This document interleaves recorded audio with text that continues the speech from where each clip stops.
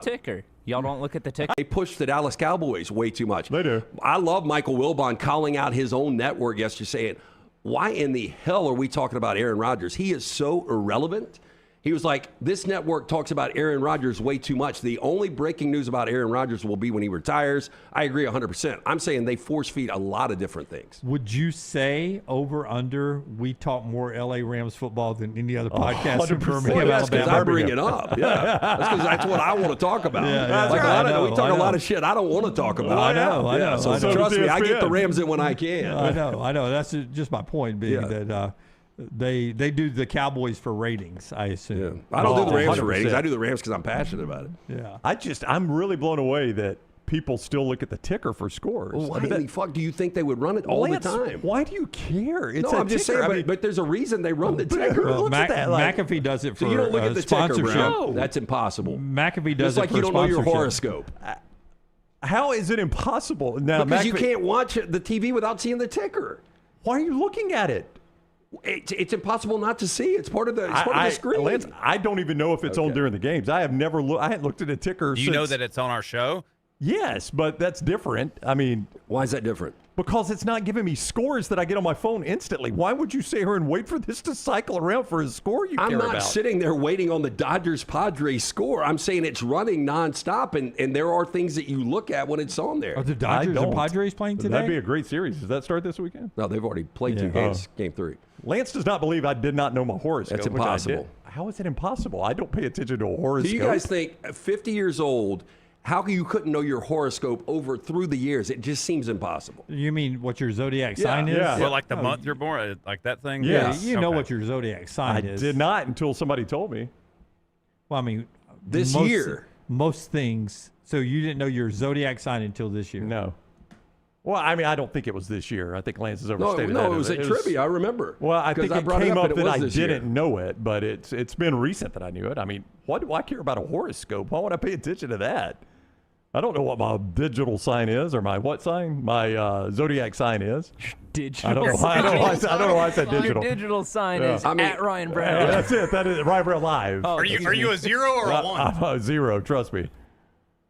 Yeah, zodiac sign means nothing to me. Like, I don't know what they are. It means nothing to me, but I'm just saying, you find it hard to nowhere believe along the way, nobody said you're a They Pisces. may have, but it didn't stick with me. You're an Aquarius. I mean, I'm not going to say nobody told me that all along, but it's not something that if you would have said, what's your zodiac sign? I would have said, I don't know. I didn't know. Now, LT and I don't go look at our horoscopes, but I knew I was Sagittarius. I've known I was Aries forever. Yeah. Which Taurus. is what I am, right? Yeah. Yeah. Which the Ram, since I was a right? little kid, but I mean, to Dunaway's point, it used to be a big thing in the newspaper. Like, I think they did a daily horoscope, Yeah, didn't it was they? like next to the Dear Abby. Yeah. I mean, I'd never One read page that over many from the comics. Yeah. Yeah. I mean, I guess back when they America was good. They probably still do it, I guess. I couldn't tell you. Well, not in the newspaper they don't, but they don't print those anymore. Probably could find it Well, let's see. somewhere, I would think. Hey, Siri, what is my horoscope today for Sagittarius? I wonder if I'm having a good day or a bad day. See, now there's all these like different kind of signs, like rising signs and moon signs, please. and that's Oh, like no, the don't need quickest any of way that. for me to know that like I should stop. What's your talking to that horoscope today? Hold on. Next Round shirts, Next Round hoodies, and Next Round hats all in one place, nextround.store. Find your favorite piece of gear from your favorite show and put it in your rotation. You never know, you might be in one of our videos showing Next Round gear being worn all over the world. Find all of your favorite Next Round gear by visiting nextround.store. Place an order for you and that big Next Round fan in your life at nextround.store. Look your best at work, at school, at the stadium, or anywhere you go wearing Next Round gear from nextround.store. From driveways to interstates, accidents happen fast. The insurance company's response? Here's our offer. Take it or leave it. Leave it. Call Alexander Shunnarah Trial Attorneys. Over 250,000 clients. And no, they don't accept lowball offers. They fight, they win. Over $2 billion recovered. Call now for a free consultation. 659-777-7777 or alexwins.law. Physical office location, Birmingham. Jim Dunaway, Lance Taylor, Ryan Brown, The Next Round, presented by Bud Light. is on now. Rolling into a new show here on a Thursday as we get kicking. A lot to get to today. And we're going to clean up some stuff from earlier this week, or earlier in our first 1,201 shows. This is 1201. But first of all, it's a mile marker today. 100 days away from the start of the college football season. And I don't know about you guys. It gets here so quickly after we get to 100 days, he says facetiously. But we do seem like we're very quickly to 100 days now. Yeah, we talk about this a lot, that the longer you go in life, the shorter things seem, or the more time seems to fly. I just remember, like, back in the days when I first started at Jocks, and I was a producer for Herb Winches and Ben Cook, and part of my job was finding guests that would come on and talk about stuff. It seemed like it was forever from the end of college football till we got back to media days. Yeah, I mean, that's a strange thing is we say 100 days until we actually kick it off.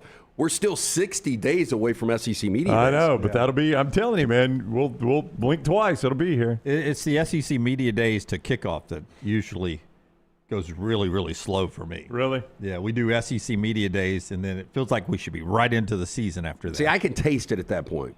Smell it. I can smell it. I mean, just think 60 days until SEC media days. Then we got 40 more to go to. Well, but it seems like just now I'm upset that Alabama got bounced from the NCAA basketball tournament, and it's already 100 days. I'm still fuming about the disappointing loss in the NCAA basketball tournament. Okay. Well, I think the older we get, I don't know about you guys, but I try to slow down time. Like, I do. You know, there was a time at Jocks where I'd be, back to the point of 100 days. Like, let's get these 100 days going fast. Well, like today's the last day of school for mine, my youngest. So they get half a day of school today. Back when I was a kid, summer used to seem like it lasted a million years. It did. 104 days. 104 days of summer vacation. Yes. Phineas and Ferb. Rowback.com, by the way. I wore mine today just so we can get it out of the way really quickly.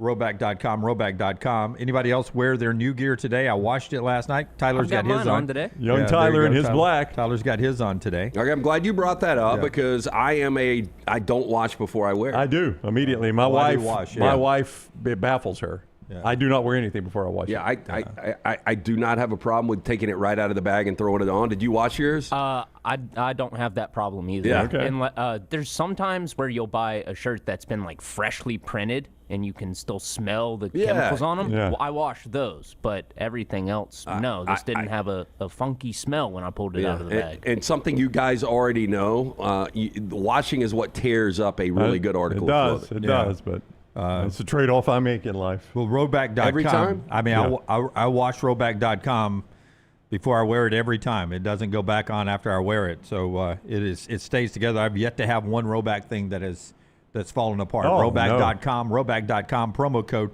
TNR20. Go get the great new gear there. All right, let's jump into the show. Let's start first. We're cleaning up a little bit from yesterday. Cut one, Tyler, if you will. Yesterday on the show, Lance asked the question, better career, Cher, who was 81 yesterday, or Kirby Smart? We challenged our buddy Scott Forrester. Hit cut number one, please. I would say, Scott, really good, though, off of that question. Would you do AI of Kirby Smart singing I Got You, Babe, with Nick Saban? That would be really good. I got you, babe. They say we're young and we don't know. We won't find out until we grow. Well, I got you, babe. It's the happiest I've ever seen either one of them. Man, this AI thing is crazy. You know, who's the dog whisperer? That Caesar, you know what I'm talking about? Caesar Milan. Okay, so there was something that popped up on one of my feeds yesterday, and it was about foods that are good for dogs and foods that are toxic. Well, Caesar's on there, and it's obviously AI version of him, and he's talking about, dogs can eat avocados, they can eat blueberries, and I'm like, these are toxic. So somebody's used his likeness, and they're just rolling with it. Yeah, no, I don't That think anybody. does happen a lot. I don't think anybody's Blueberries gonna. are a good snack for dogs. I don't think anybody's going to fall for this one. I think we're going to be safe on this one. Nobody's going to think It that didn't was sound like them. It looks like them. It does look like them, but again, I've never seen either one of them happier. Our friends at Hoover Toyota brings us part of the show today, hoovertoyota.com. Hey, if you are in the market, new or used, they have been serving Birmingham, Alabaster, Vestavia for over 20 years now with that red carpet program. Get in, see the fine folks, Hoover Toyota. They've got an incredible on-site finance department, which I've taken advantage of over the last couple of years. They also have the best inventory in the business. Stop in, see Scott, Kim, Harold, all the fine folks there, conveniently located Highway 150. For more information, you can always view their inventory today. Go to hoovertoyota.com. Depending on where you get your information, if you subscribe to 247 or on 3, you knew about this last night. Others reporting it today, but Alabama beats out Auburn and others for a pretty big basketball recruit, a top 25 recruit according to On3 Sports, a top 30 recruit according to 247 Sports. 6'1" guard Anderson Diaz has picked Alabama over Auburn and others. He plays with Atlanta's overtime elite over there. And according to everybody in the business, a dynamic scorer and playmaker with elite creativity off the dribble, says 247 Sports there. Diaz is in the 2027 class, but he's a potential reclassification to 2026, which is a possibility. So we have a teenager signing. That's right. Yeah, it feels weird. Well, that's what I tweeted out moments ago, Lance. I says, does Will Wade know you can recruit the state of Georgia and not the country of Georgia? You can actually go to the state of Georgia to recruit. State of Georgia, the Hawks have got some players. Yeah. So it's a pretty big pickup. But help me out here. I'm right. If he reclassifies to 2026, I was about to ask you this. That means he comes and plays this upcoming season, correct? That's what it would sound like to me. Yeah. I don't know how else you could read that. Yeah. I was going to ask you that. I mean, he reclassified to 2026. He's probably that class is probably already walked. Yeah. So my question would be, is this a guy you get thinking maybe Amari Allen's not coming back? Now, 6'1", 6'5" is two different guys, but dynamic scorer, that's what Amari Allen thinks he's going to be if he comes back to Alabama. He told us, or told CBS Sports, he was going to be a 20-11 guy. He thought he could turn into that with the ball in his hand. Is this a guy that, okay, Amari Allen may not be coming back, or if he is coming back, this guy may stay and come in 2027. I don't know how that works, but that's the first thing that popped to my mind. Well, I mean, I would just say this. What is Aiden Holloway's situation right now? I mean, you've got to have depth in the backcourt. Yeah, anytime you can get a 6'5" guy in the backcourt that has, the upside on this kid, I'm sure, is extremely high. The trend right now in college basketball is to get these long bigs. I mean, based on what Michigan was able to do, what Florida did just a couple of years ago. But, when you can get a 6'5" guard that's got that kind of skill set, you load up on those guys. Good traditional recruiting there from Alabama, Auburn, everybody involved. Ends up pick by Anderson Diaz to Alabama, a top 25, top 30 recruit, depending on which service you're looking at there for Nate Oates and company over in Tuscaloosa. To football we go in a second, but the second cleanup of the show, cut number 4, if you can, Tyler. Mick Gillespie, Jake Coker, they do the last call on our platform here, the Next Round platform. And Jake Coker was part of a discussion we had earlier this week on ranking the last 10 Alabama quarterbacks. The last 10 Alabama quarterbacks, most of those under Nick Saban, all of them, I believe, recruited by Nick Saban. Jake Coker was a national championship quarterback. I forget where you guys had Jake Coker in your rankings. Do we have that graphic by chance easily? Oh, here it is. I had Jake 7th, 8th, and 8th. Lance and Ryan, 8th and 8th. Jake Coker. I had him 7. I've yet to see this. Brown clued me in. Apparently, it came up on the Bama Tailgate show, part of the Mick Gillespie, Jake Coker last call conversations that they have on our platform. Here's Mick and Jake. On one of our shows, we're going to rank the hosts of the next round.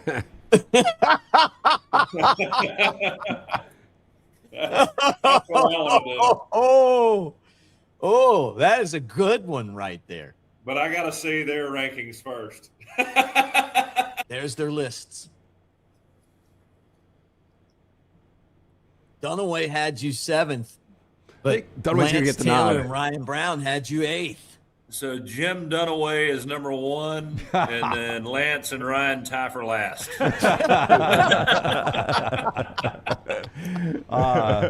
So the Bama Tailgate Show, is that on our platform too? Or is No, that that's another thing Mick does. Okay, yeah, it's yeah. on Mick's platform. I would think, Coker really looks at that. He's like, the interesting thing is you've got him the highest, but you got him behind McElroy. Yeah. Like if I was Coker, I'd have the bigger problem with that, really. I did watch some of that, and Jake was absolutely refused to do his own ranking, which you can understand. But he did make the point. He's like, man, this list is incredible. Like, just to be on this list is quite an honor. And as he pointed out, he was like, Tua, Mac Jones, Bryce Young, Jalen Hurts, all those guys were NFL starters. It may not have worked out for Mac Jones, but all those guys were NFL starters. And he's like, Ty just got drafted very high, so he's one day going to be an NFL starter. He's like, just being on the list with that many NFL starters is a compliment. No, Tua, Mac, and Bryce, if you just take the one season of Mac, those are 3 of the greatest college quarterbacks of all time. Yeah, worked out really good. Jake always has a good time over there. And that's on Mick's platform and with Jake, Bama Tailgate Show. I was incorrect there, so you can find that wherever you get our shows and others, and their show that's on our platform, The Last Call. 100 days away from college football. LSU still making stories. Cut number 2, Tyler, if you will. You remember our friend Matt Moscano? I remember Matt. I love Matt Moscano. 104.5 ESPN covers everything in the SEC like we do on all sorts of platforms. Matt Moscano has a good time when he is broadcasting. Matt Moscano loves to burn on Alabama, especially post Nick Saban. You've gotten a lot of clips like this from Matt Moscano over the years.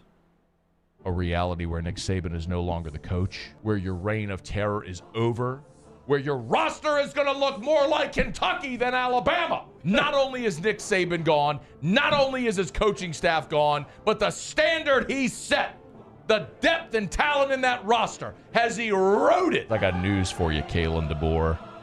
It's going to be hard as hell to coach a game of football on a burning pile of rubble. Bama is burning. What is Kalen DeBoer against LSU? Don't bring up the facts. Bama is burning. A tight shot, Forrester, please.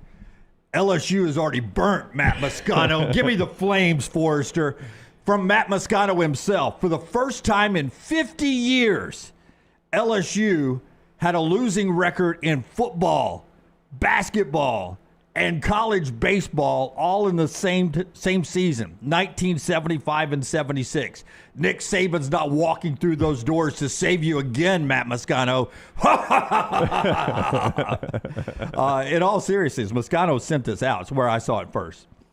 15-41 in SEC play this year from LSU's 3 biggest sports. In SEC games, LSU's worst 50 years on the gridiron, hardwood, and diamond in 50 years, Lance. LSU. When is Verge Osprey going to be held accountable? Your athletic director is the guy that... He's pretty new on the job, though. Just now got the new keys. Yeah, because remember Woodward... We got business cards before he did. Yeah, Woodward left, so... But which one of these are his hires?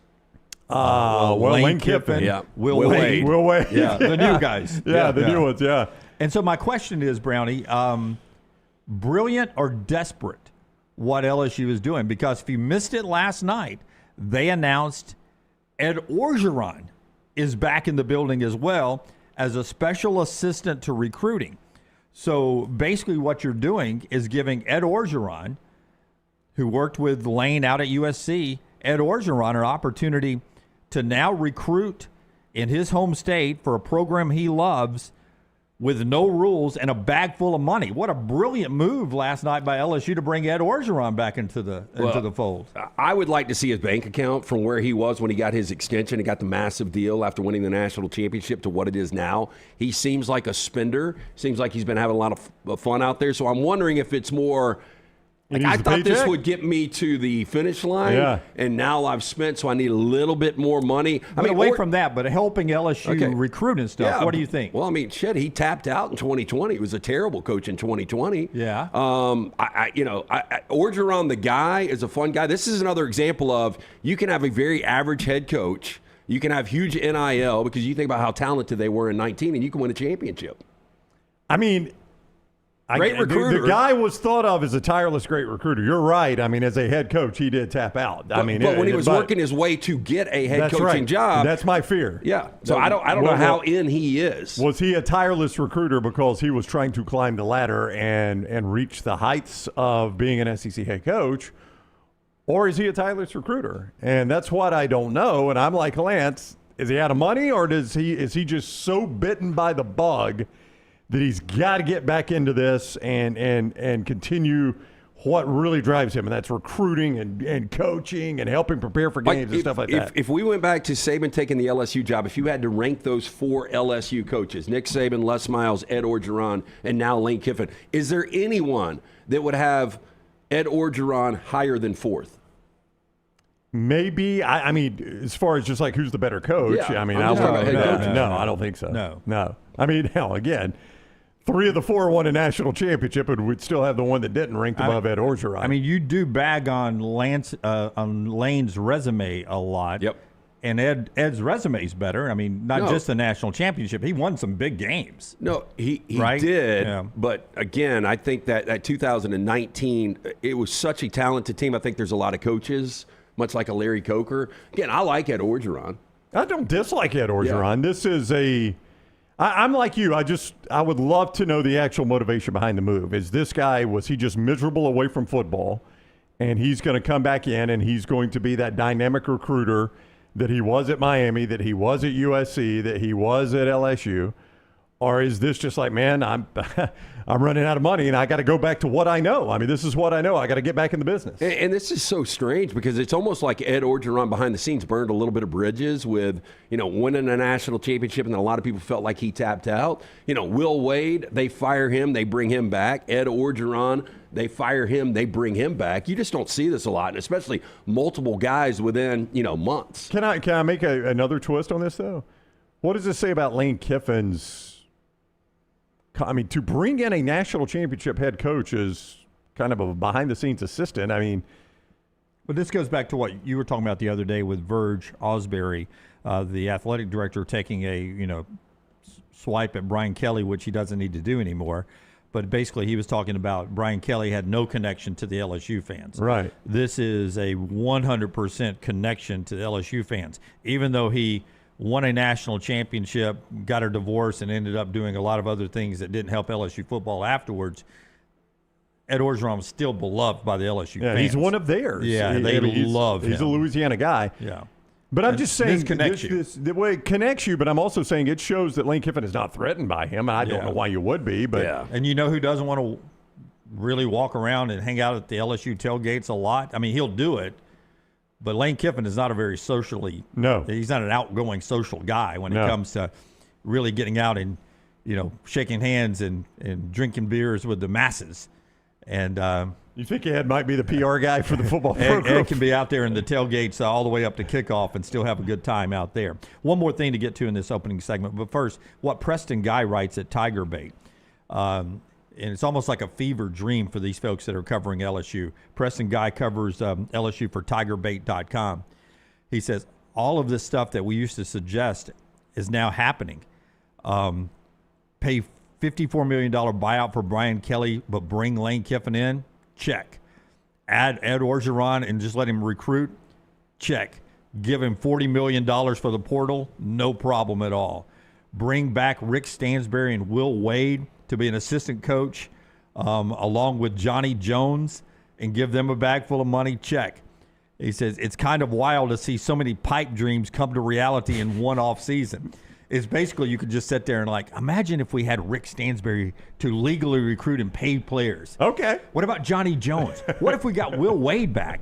What if we get Ed Orgeron and a bag full of money to recruit? And let's get rid of Brian Kelly and bring in Lane Kiffin. Somebody check. Somebody at LSU held a no bad ideas meeting. You've heard of those, right? There's no bad ideas. Somebody just threw out an idea, and they were just burning up the dry erase board. We'll take all of them. Yeah, we'll do all of these. Burning up that dry erase board. Challenges you could just throw on. Hey, look, when we play played Arkansas last year. Look who their head coach was. That's right. Yeah, we had to play Bob Petrino last year. That's right. Yeah, That's right. there's no bad ideas. I don't know how you guys feel about LSU. I don't think there's any excuses this year. Like people would say, if they go 8-4, hey, it was year one.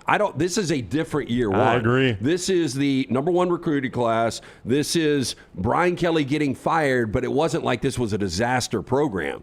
I mean, you're talking about Brian Kelly was winning 9 games a year. So to me, if I'm an LSU fan, my expectation is not only getting to a college football playoff in year one, but making noise in that playoff. I think that is the LSU fan expectation. They might as well go ahead and do an alternate uniform with a black helmet this year. Don't do it. Because they are the black hat. They are the one everyone's gunning for. They're the villains this year, and not just when they go in. Look at that. Fired and hired. So weird. All three of them have been fired and rehired. Yep. That's crazy. What a great graphic. All right.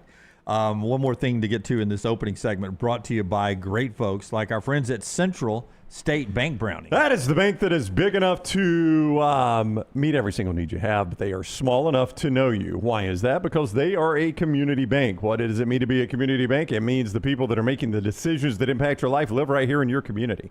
That is Central State Bank. They play on your team, whether you're chasing dreams or building a business. They have the tools, the team, the personal touch to help you win. For more than 100 years, they've been a trusted servant for you, large enough to serve you, small enough to know you, rooted in community, driven by relationships. Central State Bank, member FDIC. And our friends at StormRestorationRoofing.com had some rain yesterday. May get a thunderstorm or two today or tonight. I know they're readjusting the baseball schedule at the Hoover Met, 12 noon and 3 o'clock today because of the weather. Alabama in the 3:30 game. So, take those umbrellas just in case. But when you get home, you want to make sure you got a good roof over your head. Greg from Pell City will do that for you, and especially when we get to the storm season, he'll also take care of roof damage, wind damage to your roof as well. He's got a builder's license, so he can do some small repairs himself. You don't even have to call in an outside contractor. Works great with insurance providers. He checks every freaking box when it comes to a roofer that you need on standby and in your life. It's StormRestorationRoofing.com. Call him up for a free, no-cost roof inspection. Free. 205-542-3531. Best four-letter word in the English language. Free. 205-542-3531. StormRestorationRoofing.com. A+ rated and locally owned for over 20 years. Yesterday on the show, Andy Staples. You can go see the whole thing here on our YouTube channels. There's clips at TNR Clips, always at Spotify. Set automatic downloads. That helps us. You get video and audio at Spotify. That's why we love them so much. Andy Staples on the show yesterday talking about the Big Ten and their scheduling problems, including for our buddy Joel Klatt and the Big Noon Kickoff. Here's Staples yesterday on our show. Ohio State and Michigan are still scheduling good out-of-conference games, but everybody else is really not. So how do you make them do it? And what they're saying now is if you go to 24, we'll do it because then we could lose those games and it won't hurt us. But you guys talk to coaches all the time. The coaches are always going to seek the path of least resistance on that. They're going to say the fewer losses we have, the better chance we have. If you want to have a laugh, go look at the week 1 schedule, September 5th. Yep. Tell me what the Big Noon Kickoff game is. No, we've done it. It's terrible. It's awful. We joke with Joel Klatt when he comes on our show on a regular basis about the games he gets or could get. And he's frustrated by it, obviously. I mean, Klatt wants to see great games. Fox is paying all this money. That's the Big Ten team's fault. It is. Like, Indiana, Penn State, schedule somebody good. Yeah, okay, so two things there. He writes a big story today at On3 after being on with us yesterday. Andy Staple does, talking about the 2014 playoff being a trap. And that it really comes down to Big Ten scheduling. They need to do a better job of scheduling early in the season. He discussed on the show about almost mandating teams schedule a good opponent in week 2, week 1, week 2, week 3, so that they've got a good television product. We've done this once before, but bring up our week 1 television possibilities for the Big Ten. Good luck. And the best scheduled possibilities are West Coast games, Brownie, and they've got a rule, right? They can't go broadcast Washington State, Washington, because they'd have to kick that off at what, 9 a.m.? Well, I think in a perfect world you'd pick Boise State at Oregon. Oh, yeah. Or Boise State at I think, Oregon. I think in a perfect world you would pick that, but that's going to end up with CBS or NBC. Yeah, but that's 9 a.m. too. That's Same right. thing with Can't Washington do it. State, Washington, or Boise State, Oregon, 9 a.m. Unless I think we've done it once before. Maybe the first year they had it. I don't know. Well, they just did a bad job on scheduling because to me it would be Boise, Oregon, Washington State, Washington, UCLA, Cal, all West Coast games. They're all West Coast games. So CBS and NBC, and later on FS1 or whatever cleans up on that. They'll end up going Penn State and Marshall. You think so? Yep. I was going to say Ball State, Ohio State. I think they'll go Penn State, Marshall, just because you have the angle of Matt Campbell's first game, and Marshall is still somewhat of a Group 5 brand. I was going to say. You had a different one? I did. And this is how bad it is. That when look at the options we're throwing out there. You could throw out Ohio, Nebraska, or Toledo. Who's Toledo playing? Michigan State. Toledo, Michigan State, or Ohio and Nebraska. Toledo, Michigan State. But the reason you do those two is because those, at least in the old days, maybe still even in the NIL era, those could be competitive games. But I don't know if you're the Big Ten network on Fox. I don't think you want to be broadcasting coast to coast on a Big Ten team possibly losing to a MAC. No, I think to me, Marshall, Penn State will be it. If it's not, I think it's North Texas, Indiana, because I think you use the storyline. Yep. Indiana, another transfer quarterback. Can they continue the magic? Defending national champs. 27 wins in 2 years. Yeah, is this the new future of a college football power? So I think they can play that angle. That's a great way to go. Just they're going to hang the banner, or they can show the flag, they show the ring and they ceremonies. can't catch too much shit on that because it is your defending national champion. But this is this is where I was going to go with Andy, but it drug on a little bit. I blame Fox. I mean, Fox continues to pay the money.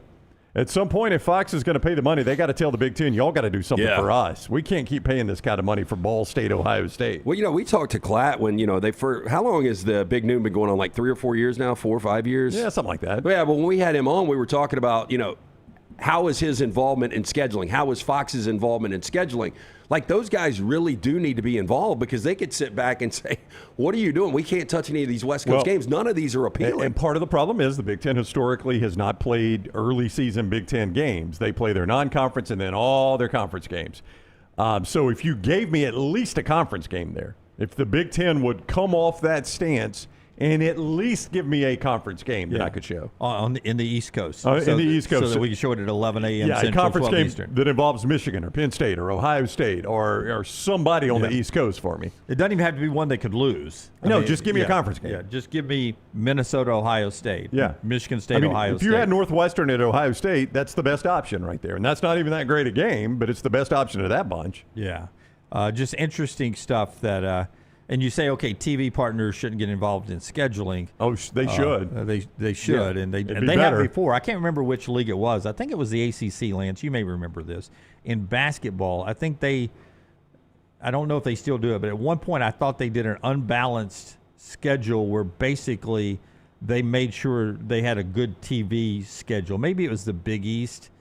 I can't remember who, but one basketball conference one time, it was obvious that the Blue Bloods played each other home and away, a little home and home, and played each other twice a year just to make the TV product better. Yeah, see, I think you've got some conflict of interest on some of those situations. But a guy that, I don't know how you guys feel, but a guy like Joel Klatt that's going to be doing the broadcast, it doesn't really have a dog in the fight on any of these programs in the Big Ten. I think he can guide you to the good games. I agree completely. Ron Slay coming up on the other side. Brownie tells me Slay wants to talk a little NBA playoffs, so we'll do that, and some college basketball with the man Ron Slay in the next segment here. Blue Bloods, should we redesign what's Blue Bloods? We'll talk about that later in the College Football Show 100 Days Out that's being brought to you by our friend Alexander Shunnarah. Shunnarah.com, Shunnarah.com. That is the place to go for any sort of legal issue you have. You don't pay a dime unless they win your case, and boy, do they win cases. He's recovered more than $2 billion for his clients. Not just personal injury cases either, fire and storm damage, bad drug and device cases, workers' compensation, things like that. So whatever your legal needs, start with Alexander Shunnarah. Shunnarah.com, Shunnarah.com. Follow Brownie on Twitter and Instagram at Ryan Brown Live. Hop in. Injured in an Uber or Lyft? Here's the problem. Was it the driver's fault? The other car? The app company? Good luck figuring that out while you're trying to heal. Alexander Shunnarah Trial Attorneys, they've got a guy for rideshare accidents. And here's the best part. They don't get paid unless you do. You heal. They fight. One call, 659-777-7777. Or visit alexwins.law. Alexander Shunnarah Trial Attorneys. Because rideshare accidents need an experienced team. Physical office is Birmingham. Sterling and the fine folks at Champy's Chicken on Highway 119 in Alabaster want to welcome you in for a great lunch or dinner starting at 11 a.m. every day. Chicken that's brined overnight and cooked to order, and the taste of the Delta with those Delta recipe tamales. Champy's is perfect for all your tailgating needs this football season. You can also choose Champy's for your next party, wedding, or birthday. Great food, great people. Champy's Chicken on Highway 119 in Alabaster, and everything online at champyschicken.com. At Central State Bank, we are large enough to serve you and small enough to know you. Manage your money with ease, whether it's mobile banking, hassle-free checking, competitive loans, business solutions, or personalized financial advice. We're your hometown bank with big-time service. Visit us today and experience banking made simple, because at Central State Bank, you come first. Member FDIC. Never miss anything from the next round when you listen on demand through the podcast platform of your choice, Apple, Spotify, iHeart, or Google Podcasts, wherever you listen. Always like, follow, subscribe, turn on automatic download so you can catch every part of the next round. Listen anywhere in the world, anytime on the Next Round podcast feed, and support the show by following, subscribing, and turning on automatic downloads on any podcast platform. Listen anywhere in the world, anytime on the Next Round podcast feed. Thanks for always making the next round a big part of your day. Hey, for all of your IT and printing needs, reach out to our friends at Xerox Business Solutions. Look, I'm still one of those old school guys. I print my notes every single day for the show. If you watch the show here on the next round, you see all the notes in front of me. From day one, Xerox Business Solutions, they've been with us here at the next round. Local for over 45 years. For all of your IT and printing needs, visit XeroxBusinessSolutions.com or call 205-969-3000. That's 205-969-3000. Storm season is here. Make sure you have a plan of action in place right now. Greg from Pell City and Storm Restoration Roofing should be your first call when storms hit. Insurance companies love working with Storm Restoration Roofing because of Greg Nelson's name and reputation in the industry. When storms hit, call Greg Nelson. He's local, 205-542-3531. He's the home of the free no-cost roof inspection. Greg from Pell City on Facebook, 205-542-3531. It's Storm Restoration Roofing. Hey, there's nothing worse than waking up to a plumbing problem. Don't get caught in a flooded house. Call the guys at Hemp Hill Services. Adam, Chad, and the team at Hemp Hill are the only ones I trust to fix it and fix it right the first time. Hemp Hill Services does it right and always at a fair price. For all of your plumbing, cooling, and heating needs, trust the name that Birmingham has trusted since 1954. That is Hemp Hill Services. Call now, 205-229-2090. That's 205-229-2090. Stop by the New York Butcher Shop and pick up the finest in certified Angus prime beef steaks and burgers, premium pork chops, ribs, and all-natural chicken cut to order just for you. Their chef-prepared entrees and side dishes are the perfect dinner-to-go choice for your family and are ready to heat at home. With a great selection of fine wines and desserts, the New York Butcher Shop is your one-stop dinner shop. 2 locations to serve you, Cahaba Heights and on Highway 119 in Greystone. The New York Butcher Shop, rare quality, well-done service.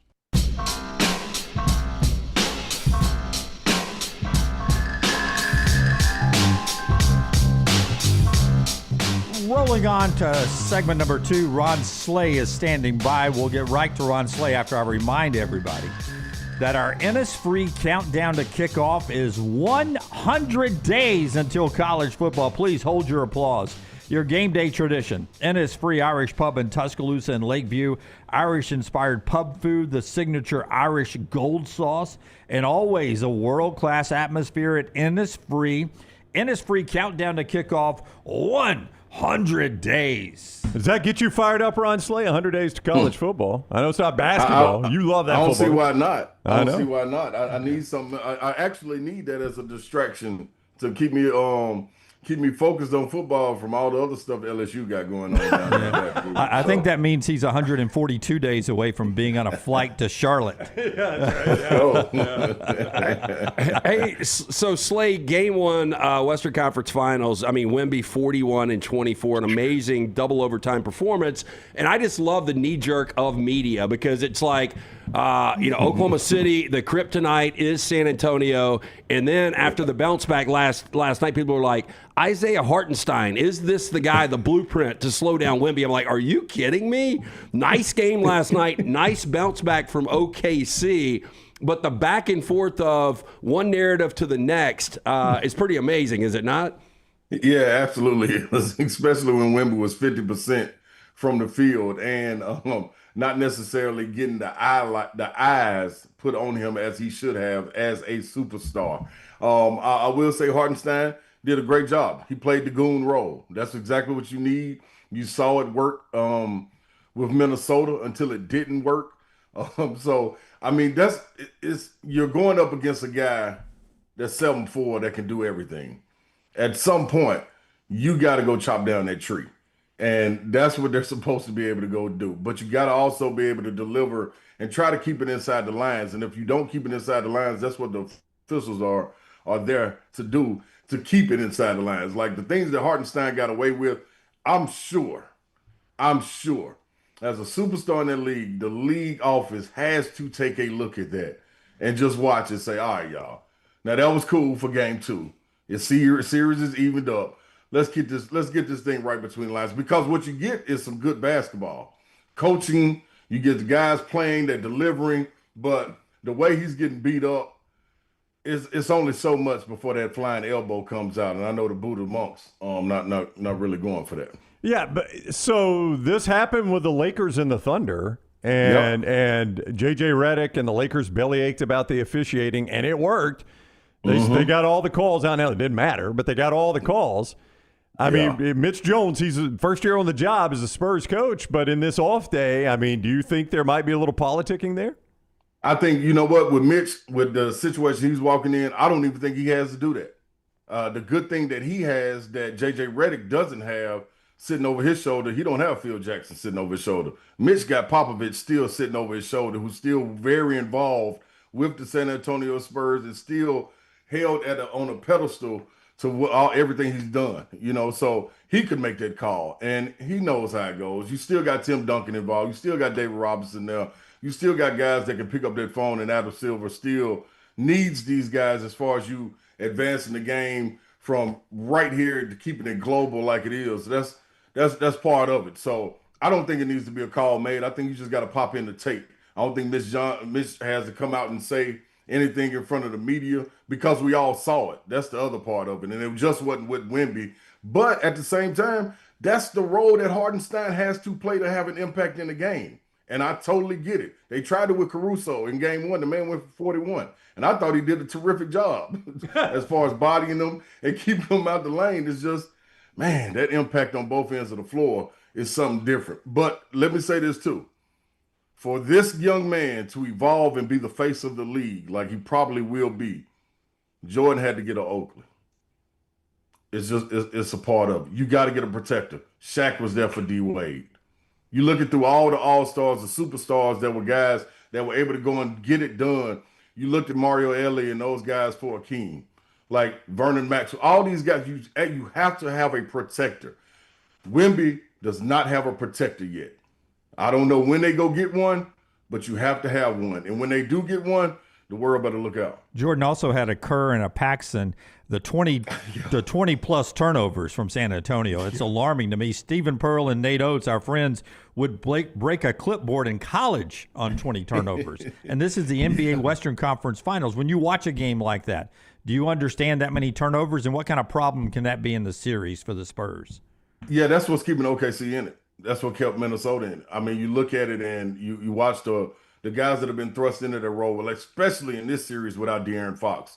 That's where his experience comes in. When you're missing a guy like him, you put a guy in that's dynamic with the ball as a Stephon Castle, and he's able to get where he wants to, get his spots, make some great plays, but the bonehead, inexperienced turnovers, live ball turnovers, is what's keeping these guys in the game, where you're not able to get the separation, where you're having to dig out of these 10-0 runs that you allow OKC to go on. Plus, OKC a very good defensive team, so they understand. They've been there before. They have that veteran leadership. Dylan Harper going down, I thought was another blow to them, not being able to have another guy come in and handle the ball. You see they had to go to the third string, and it just was a different level of talent. And he just wasn't able to get enough done. So Castle, if he wants to separate himself, which is going to take time, this man, it's year 2. So, I mean, there's only so much we can expect from him being in this role, but you got to take care of the ball if you want to win the championship. The reason they're so good, OKC, is because they got an SGA right there to be able to handle the ball. They got other guys that have been in this role. Even if you take him off the ball, Jalen Williams, you got Caruso, all these guys can handle the ball and initiate the offense and understand what the value of possessions mean in the playoffs. They don't understand that yet. San Antonio doesn't, because they haven't been there. But it's learning curves to it. If they can win one while learning, all more power to them. Not ideal for Oak City to be 1-1 right now, but when you look at this, Slay, for Chad Holmgren to have 21 points on 7 made field goals through 2 games, I think if you looked at that, Oklahoma City would say, okay, we'll take a split. I mean, he's got to be better for Oklahoma City to be able to come back and win this series. Yeah, what Chet got to do, it's Memorial Day coming up. Everybody going to have the grill fired up, and you know the smoke that's coming out of it. The first thing you do when you go over somebody's house is, hey, man, let me see what you got on the grill. Chet is staying in the kitchen. He's staying in the house. He's looking out the window. Brother, you got to come on outside and see what's on the grill. He needs to eat something on that grill, too. That too. You can go on and take it while it's scalding hot off the grill. He got to get something done. He got to realize, you know what? Let me correct that. He does realize his impact, but he has to realize what his impact is when playing against a Wemby. You're the only guy athletic enough, long enough to try to affect this guy on both ends of the floor. It's just not about trying to stop him. And we know you're wiry and all of that. You're not that strong, but you do have footwork. You can't use your feet to get around him to make him have to work harder to get to his spots, not make it so easy. And then when you get down on the offensive end, you got to be a factor, man. All of the ball slipping out of your hands. He was able to do it a couple of times, 3 possessions from the dunker spot when San Antonio went zone. But when they're not zone, he's kind of null and void and just floating around. So Chet got to go see what's on the grill, man, and say, I want some of that smoke, and go get what Wemby, because Wemby said it. This is personal for me. Not only with the MVP, with Shai Gilgeous getting it, but dating back to the under-19 when Chet was the MVP of that game, and he beat France. So it's a lot of undertones with this, and Chet got to answer the bell. Ron Slay is with us, SEC Network, ESPN. He's on the Alexander Shunnarah Trial Attorneys Hotline live from the Boom Boom Room. When you are the Cavs and Kenny Atkinson, the head coach, now these are pros, so it's probably different with the pros. But how do you convince your team you were the team that was up 22 points in the Garden in Game 1 and not the team that completely melted in that last 8 minutes and lost the game? Yeah, I'm gonna take a page out of Jalen Brunson's book when Lisa Salters asked him after the game, like, what was your mindset? What was going on when you went on that run? I don't even know. I don't know what you tell your team. Like you said, these are pros, man. Y'all understand the magnitude of this game. Donovan Mitchell, you're from here. You're from New York. Like, this your hometown. Like, y'all were up and able to handle this game. And what I didn't like in the waning moments of that game, and this is no knock to him, I'm going to blame it on fatigue. I didn't see Donovan Mitchell as aggressive, not whip the ball in his hands, but going to go get the ball. Them denying him full court. Jalen Brunson was denied the exact same way. And he fought to go get the ball. That's part of it. SGA last night, denied. Double team comes, throws it away, come get it back. He fights to go get it. Stephon Castle does the same thing. Anthony Edwards does the same thing. Double team, get the ball out. He's fighting to come back and get it. They left James Harden. The Knicks knew what to do. They left James Harden with the ball, knowing that he would pity-pat it between his legs and wait to the waning seconds in the shot clock to get a shot. Now, some of those looks were open, but the ball movement and the energy from your superstars, what everybody thrives off of. they didn't thrive off at the last 4 or 5 minutes of the game. Started with the run in about 7 or 8 minutes, but those last 4 or 5 minutes, you were still in control of that game, and Donovan Mitchell could have took back over. Not saying that he had to go out there, hit threes or nothing, but just settle them down and look at their leader and say, okay, we're going to be all right. You had Evan Mobley having to take the shots, Morrell having to take the shot, Dean Wade, James. Like, no, Spider, we want you with the ball in the garden, superstar effect, match day superstar, lead us to the promised land. It's that simple. So you can't run from it, tired or not tired. You got to figure a way to get out of it. Well, you know this. The Cavs up 93-71 with less than 8 minutes to go. Mathematically, that's almost impossible to be able to come back from that. My question to you, all the years you played basketball, worst meltdown you ever had as far as a team, and what were you guys able to do the game following that? Well, one, it was our last game. As playing at UT my freshman year, that meltdown we had to North Carolina being up in that game. But I blame that on Brandon Haywood fouling out. When Brandon Haywood fouled out, Guthridge, he changed the game plan, put the ball in Ed Coder's hand, and he just took over. And we were kind of like shell-shocked for a second, couldn't get shots to fall. That was one. And then we had a run with Coach Peterson there where we lost, I think, 5 games by less than 7 points. And one was at Louisville. It's on ESPN now. I mean, on YouTube now, you can watch it. Reese Gaines took over, hit trailer 3 after trailer 3. You look up, man, they end up winning the game. But when you have those meltdowns, that's what I'm saying. You have to have that leadership. And another part that helps that, they give all of the teams in the world that play basketball this right here. They call them timeouts. Burn them. Yeah. You gotta burn them. When we go back to the locker room, I'm okay with the coach saying, I couldn't call no more timeouts. What y'all want me to do? It's on y'all. Coach, you got 2 of them over there. What we gonna do? Use these in the conference room after we get up and go through pregame? No, you got to use them timeouts, man. Obviously, you're one of the elite college basketball analysts, Scott Forrester, who sends out clips for the show, would be a kick me in the backside if I didn't ask you your thoughts on what Will Wade is doing in building his roster at LSU. Give me your thoughts on the roster rebuild in Baton Rouge. 2 perspectives, man. First perspective is you brought Will Wade into a situation, and Will Wade's looking around like, I can't get no college guys. What y'all want me to do? I got to win. So what am I going to do? I'm going to get some pros. I bet we get a chance with some pros. So that's one. The second part is you're making a mockery of the game. You're making a mockery of the game. They put in, now these are imaginary guidelines, imaginary borders to say this is not what we're going to do. This is all kind of on a handshake, a gentleman's handshake. And saying that if somebody is signed to a 2-way, we're not going to touch them.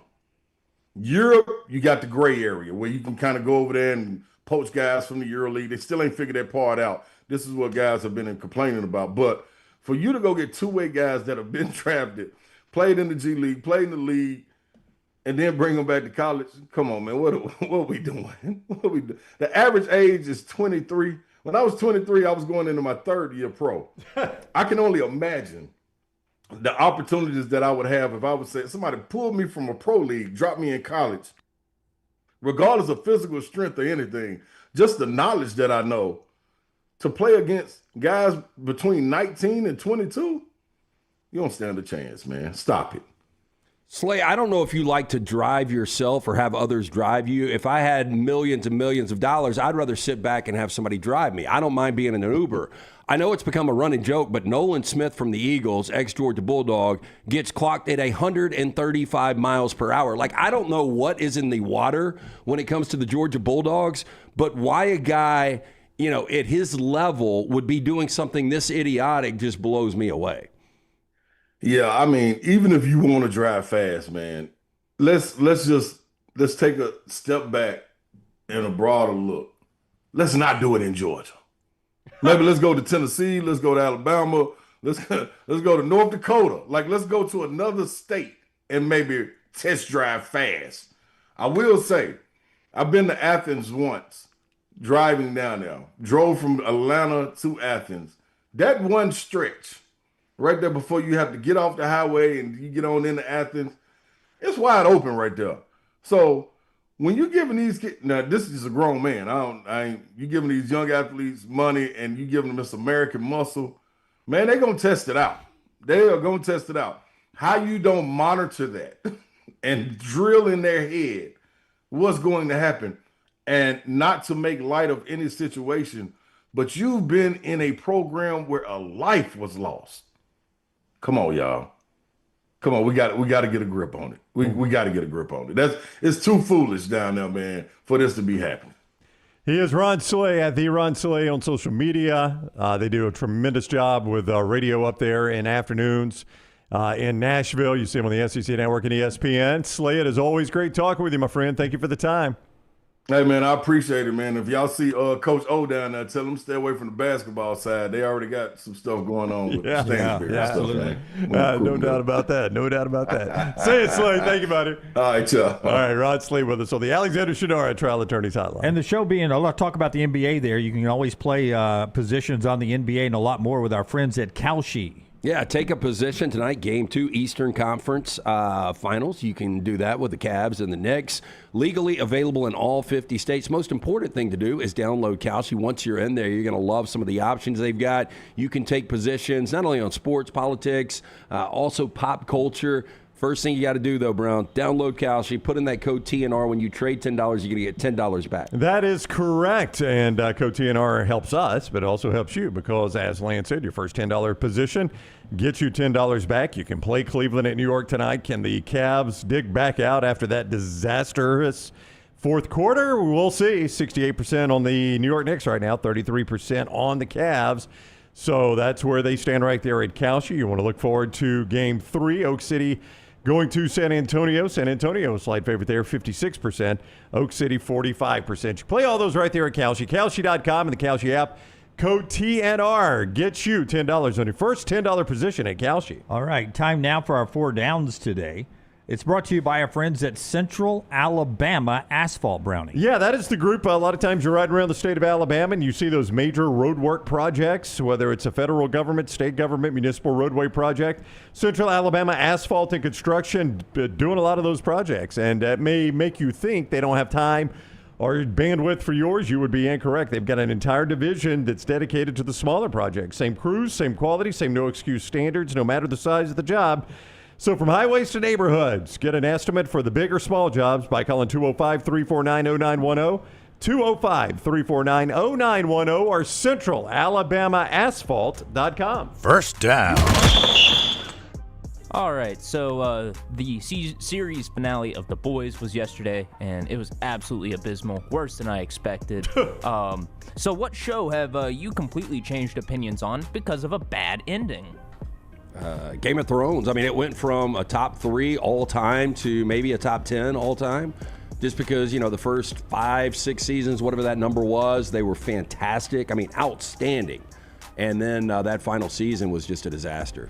Yeah, towards the end, everybody that was a main character had plot armor at that point, and then they stopped taking the travel distance seriously. Peter Baelish got to the Battle of the Bastards in 2 minutes, when that would have taken half a season in one of the earlier episodes of Game of Thrones. Still a great episode, though. Still a good episode, though. Yeah. What a great point, though. Sorry. You'd never thought of that? That's a great point, that, some of the things early on, that it was a real journey to get from one place to the other over several episodes. That sort of got lost as it went on. That's a great point. And then lost for me. I mean, we loved it. I forget which night it came on, but Maggie and I, we would sit and watch it. I think we'd watch it live. I don't even think we'd watch it on DVR back then, before streaming. And then it got really bad, but we stayed with it. She may have tapped out at some point, but the black smoke from that point on, it was pretty bad. What was the name of the series Jennifer and I just watched? The murder in Georgia that was being investigated. Oh, that was awful. What was the name of the series? It was, do you remember? Oh my gosh. No, but I know what you're talking about. The old lady that ends up coming into the fold, and that was the twist. Spoiler alert. Well, no, I mean, Luganville liked the twist, or somebody did. I was already. It was already. John Bernthal is. Yeah, His and Hers. His and Hers is the name of it. And it started out okay. I kind of liked it. You know, we were enjoying it. It wasn't the favorite thing I've ever watched. But, buddy, that ending, I mean, it was as bad an ending as you could possibly write into that show. It was laughable. It was laughable. It was that bad. It really was. And I can't believe some people like that. But another one for me, Silicon Valley. Like one of the best comedies ever done on HBO. But that final season was a disaster. Really, when TJ Miller left, it really started to turn. What was he? Did he leave or was he asked to leave? Oh, he was asked to leave. He was canceled. Yeah. Yeah, and he hates that producer, by the way, the guy that created the show. But that's a whole other story. I'm sure. But it was a great, great comedy. Second down. Christopher Wallace, a.k.a. Biggie Smalls, a.k.a. the Notorious B.I.G., a.k.a. Biggie Papa, would have been 54 today. Better career when it's all over. Biggie or Chris Stapleton? Oh, it's going to be Biggie. Just because, I mean, like Stapleton might have the more commercial success, but I mean, you look around, I still see people all the time with the T-shirts, with bags. You know, that music. Wore a Biggie shirt today. I mean, 30 years later, it still resonates as some of the best hip hop ever recorded. And not to take anything away from Stapleton, I just, you know, he's never going to have that lasting effect. I don't believe. I mean, I would agree with Lance. I think I was at a Yay Alabama event last spring, and for auction was a Nick Saban with rings and a crown on an apron off of him. So I would agree with Lance that Stapleton may have more money later on. I don't know, but it's not Stapleton. Stapleton's always going to be massively respected. He's never going to be Morgan Wallen mainstream though. He's just not. But he's always going to be massively respected. So I'll probably say Biggie Smalls though. I'd listen to every song Stapleton does before one of Biggie Smalls. We've never had the country feud, have we, where somebody gets shot though? Oh, I'm not going to say we've never had it. They just haven't been as publicized. Like even the outlaw country back before social media, like you would have thought that there would have been some kind of dust up at one of these festivals or a bar, and somebody gets in some kind of like highly contested feud. But do we really know Hank Williams wasn't run off the road? Well, we don't. Yeah. I think he died in the back. Wasn't he, like, didn't the coroner say that he had been dead for hours and hours? Honestly, I think there is some sort of conspiracy theory about that. Well, that's why I brought it up, yeah. Yeah, because Lance is right. He wasn't driving. The most deadly country music-related incident was the 2013 murder of country singer Wayne Mills. He was shot by the owner of a Nashville bar called the Pit and Barrel. Yeah. I mean, Wayne Mills was a mainstay in Tuscaloosa at the booth years and years ago. I remember when that went down. That was a sad story because I think he got in the argument, walked outside, and did the owner not just shoot him right there on the street? Yeah, it says the altercation began because Mills violated the venue's smoking policy. Oh. So all because dude wanted to light up a cigarette, I guess. That's how it all started. Look, I mean, if you've got a policy, I understand he probably should have left or not smoked in there, but it doesn't rise to the occasion of shooting someone. My buddy Benny Mac friends with Wayne Mills. Really? Yeah, absolutely. By the way, Tracy Lawrence was shot, but I think it was in a mugging. I think he was mugged in Nashville, but pretty prominent country name there. Yeah, a bit different from the East Coast, West Coast deal. No doubt. Yeah. Lori Morgan shot a bunch, but different kind of guns, right? Yes. Third down. Mr. T turns 74 today. Better career, Mr. T or Ice-T? Mr. T. Ice-T. I'd go Ice-T because of the acting afterwards. Well, the acting, he still does commercial work. I know Mr. T does a little bit of that, but Ice-T, you know, in the 80s, a lot of people forget how big of a rapper he was. But, I mean, Mr. T was a cultural icon. He was. Mr. T had his own cereal. Yeah, his own cereal, his own TV series. Yeah, I mean, this is closer. Action figure. Yeah, I would go Mr. T here. And pretty crazy, you know, origin stories. You know, Mr. T was a former bouncer that ends up being this American icon, and then Ice-T was literally a pimp. Yep, and then Ice-T made a metal band, and then ended up being on, was it Law & Order? SVU? Yep. Yeah, I think so. Fourth down. 2 years ago today, the movie Honora, starring Mikey Madison, was released. It ended up sweeping the Oscars, bringing home 5 of them. Good movie, but did not rise to that level. A lot of people are split on this movie, even with as much acclaim as it's gotten. So what critically acclaimed movie just didn't land with you? I think I've talked enough about it on the show. I'll just say Lincoln. Yes, we can move on to these two. I'll just say Lincoln. Was that critically acclaimed, though? Oh, I think so. Yeah. I mean, I know the definitely. acting job, but was the actual movie like? I believe so. I don't know. Best actor. I guess more so for Daniel Day-Lewis's acting. Okay, With so the every movie movie itself. he comes out with, it always seems like his performance overshadows the actual movie. Well, outside I'll of just go, There Will Be Blood. I'll go some best pictures that were good, but they didn't deserve best picture. Green Book, very good. Green Book's solid. Yeah, but did it deserve best picture? What was it up against? Yeah, was it a bad year?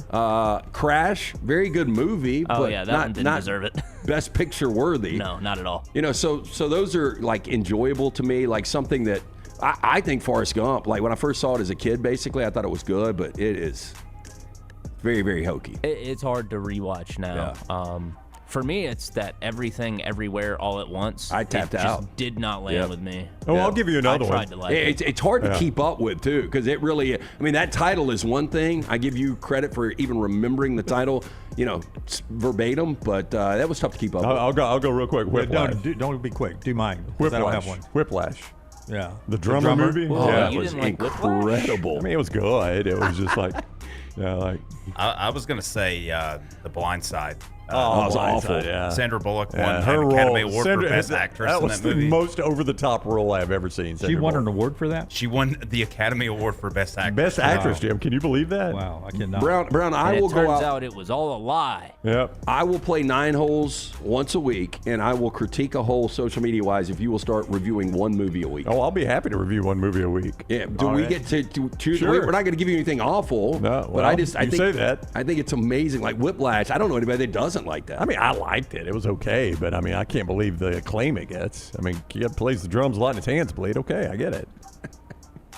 The guy's a jerk. I get it. J.K. Simmons, that Oh, performance. he was good. It was a good performance. Not gonna lie, but the movie itself, it was good. That's our 4 downs today, brought to you by our friends at Central Alabama Asphalt. Appreciate those guys so much. If you want to change the way your home parks and looks, especially if you've got teenagers about to start driving, our friends at Central Alabama Asphalt. And this hour wraps up with the great folks at Way to Wellness, your journey to healthy living. Leslie, her board-certified team can help you jumpstart your weight loss. We'll jumpstart some college football conversation. Back to 100 days to college football when we come back. If you want to get down closer to 100 instead of 300, you can do that with Leslie and her board-certified team of planforme.com. No contracts, no sign-up fees, and the first consultation is absolutely free. Everything from injection therapy to meal replacement. I use protein bars. She can do it for you. All right there. Planforme.com. It's Way to Wellness, your journey to healthy living. Follow Dunaway on Twitter and Instagram at Jim Dunaway. We interrupt this program for breaking news. From the gators of the litigation situation. Insurance companies have a playbook. I repeat, insurance companies have a playbook. Deny, delay, defend. They know which law firms will fold and settle cheap. They are not on your side. That's corporate greed at work. At Alexander Shunnarah Trial Attorneys, we fight back. We have the resource, the muscle, and the will to take them on. And you don't pay a dime unless we win. They fight dirty. We fight hard. Call 659-777-7777. Or hit up alexwins.law. Physical office location, Birmingham. Sterling and the fine folks at Champy's Chicken on Highway 119 in Alabaster want to welcome you in for a great lunch or dinner starting at 11 a.m. every day. Chicken that's brined overnight and cooked to order, and the taste of the Delta with those Delta recipe tamales. Champy's is perfect for all your tailgating needs this football season. You can also choose Champy's for your next party, wedding, or birthday. Great food, great people. Champy's Chicken on Highway 119 in Alabaster, and everything online at champyschicken.com. At Central State Bank, we are large enough to serve you and small enough to know you. Manage your money with ease, whether it's mobile banking, hassle-free checking, competitive loans, business solutions, or personalized financial advice. We're your hometown bank with big-time service. Visit us today and experience banking made simple, because at Central State Bank, you come first. Member FDIC. Next Round shirts, Next Round hoodies, and Next Round hats are all in one place. NextRound.store. Find your favorite piece of gear from your favorite show and put it in your rotation. You never know. You might be in one of our videos showing Next Round gear being worn all over the world. Find all your favorite Next Round gear by visiting NextRound.store. Place an order for you and that big Next Round fan in your life at NextRound.store. Look your best at work, at school, at the stadium, or anywhere you go wearing Next Round gear from NextRound.store. Hey, Lance Taylor from the Next Round to tell you about one of our favorite places for breakfast, lunch, and dinner. That is Hamburger Heaven since 1982. Hamburger Heaven has been serving Birmingham's best hamburgers, cheeseburgers, French fries, hand-spun milkshakes, and sandwiches made fresh to order. All of their ingredients are fresh and prepared daily. This includes their beef, always fresh, never frozen, hand-pattied each and every day. For breakfast, lunch, or dinner, visit any of the 4 locations, Highway 280, Irondale, Gardendale, and Homewood. Remember the name Way to Wellness if you're battling weight loss in your life. I'm Jim Dunaway from the Next Round. There was a time I was over 216 pounds until Way to Wellness helped me lose 45 pounds, and now for over 2 years, they've helped me keep that weight off. Here's their website, aplanforme.com, aplanforme.com. That's a great name for a website because there's no cookie-cutter plan. Everything is designed specifically for you. No contract, no sign-up fees, and your first consultation is free at Way to Wellness. Hey, let me tell you about our friends at Urology Centers of Alabama. Compassionate and comprehensive urological care with 35 physicians, 17 locations across Alabama. Their patient-centered approach to all of your urological needs. Remember, they've got that new men's health center. It is beautiful, helping men with a wide range of sensitive male issues in a comfortable environment. You can always go online, visit urologycentersalabama.com, schedule an appointment with one of their many urologists today. Stop by the New York Butcher Shop and pick up the finest in certified Angus prime beef steaks and burgers, premium pork chops, ribs, and all-natural chicken cut to order just for you. Their chef-prepared entrees and side dishes are the perfect dinner-to-go choice for your family and are ready to heat at home. With a great selection of fine wines and desserts, the New York Butcher Shop is your one-stop dinner shop. 2 locations to serve you, Cahaba Heights and on Highway 119 in Greystone. The New York Butcher Shop, rare quality, well-done service. Jim Dunaway, Lance Taylor, Ryan Brown. The Next Round, presented by Bud Light, is on now. Hour number 2 of the show now, LTDMB with you, all the guys behind the big glass. Brooks always talking and posting stuff at Next Round Live, at Next Round Live. Forrester kicking stuff out as well. Forrester, did I get you a little bit with Ron Slade there? You think his comment on Will Wade will play somewhere as well? It's definitely it's going to go out later. Yeah, we'll see. Forrester sends me stuff for the show often as well. The Bain mask. Do they call it the Bain mask? You sent me this last night. Ruben Bain is going to wear the Bain mask for Tampa Bay this year. He didn't really know it existed, and they're showing it to him. This is the face mask that apparently is not just after the character, the movie character. It's been worn in NFL games before, and in the audio you can actually hear them saying, we had one guy who wore this, but he's gone now. But it's fitting for Ruben Bain to wear that mask in the NFL. I mean, sure, if it's the Bain mask, he's got his jersey on backwards. But I was noticing that as well. He's got Warren Sapp's jersey on backwards. Yeah, like going old school crisscross from 1994. Are you sure that's not AI? That style has weirdly come back. Yeah. Wearing the jerseys backwards. I would lean right into this, Dunaway. I'd lean into the whole Bain thing. Yeah. You can see he's trying to get out. Like he's never seen it before, so he's trying to get out. Interesting things to watch for the NFL next couple of days, weeks, hours. Bijan Robinson and Jahmyr Gibbs could be getting big contract extensions as the NFL moves towards OTAs. Aaron Rodgers says this is it. He finally has this is the first time I think he's ever actually said this. But why do we believe this? Because I think it's the first time he's ever said this. I don't believe this will be, even before the season, this will be his last year. This guy loves the attention and loves the drama. He does. And I this, you know what this felt like to me when I read this last night? And I understand what you're saying, Jim. Like every other Well, I'm just saying, I'm glad you do. Every other year, he has drug it on because he likes the drama. This to me is like a guy that fakes his death so he can see how his own funeral looks. I think Aaron Rodgers is faking his retirement so he can see how his own funeral looks. Have you ever seen the Curb episode with Richard Lewis? I have not, but I know it exists. You would love it. So he's laying in his bed upstairs watching everybody eulogize him. Watching the funeral? So good. Yeah. But yeah, I agree with you. Back to the point I brought up with Michael Wilbon taking shots at his own network about the only relevance Aaron Rodgers will ever have, the breaking news coming up will be when he decides to retire. I think it's going to be a disaster year for Aaron Rodgers, but we'll see. Which could lead to him come back. He may not want to go out on a bad note. We get to our college football spotlight 100 days out after LT tells us about Lance's Lock, the great Lance's Lock, presented by our friends at Hemp Hill. Yes, 7-0 last night for you guys. 7-0. Look, if you wager out there, you know how difficult that is. So big night for us.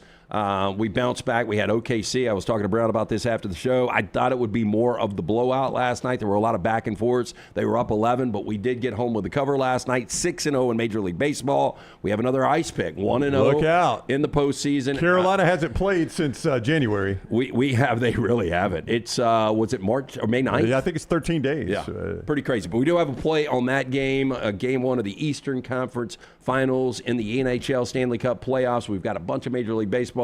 Jump on board and win with us at lanceslock.com. Always brought to you by our guys at Hemp Hill Services. Whether you experience any plumbing, heating, or cooling issues, home or business, they are ready to serve you. As we roll into Memorial Day, the temperatures are going to continue to heat up. Make sure the HVAC system is ready to keep up with this changing weather. Call Adam, Chad, Andrew, the guys there. Hard to stop a train, 205-229-2090 or hemphillservices.com.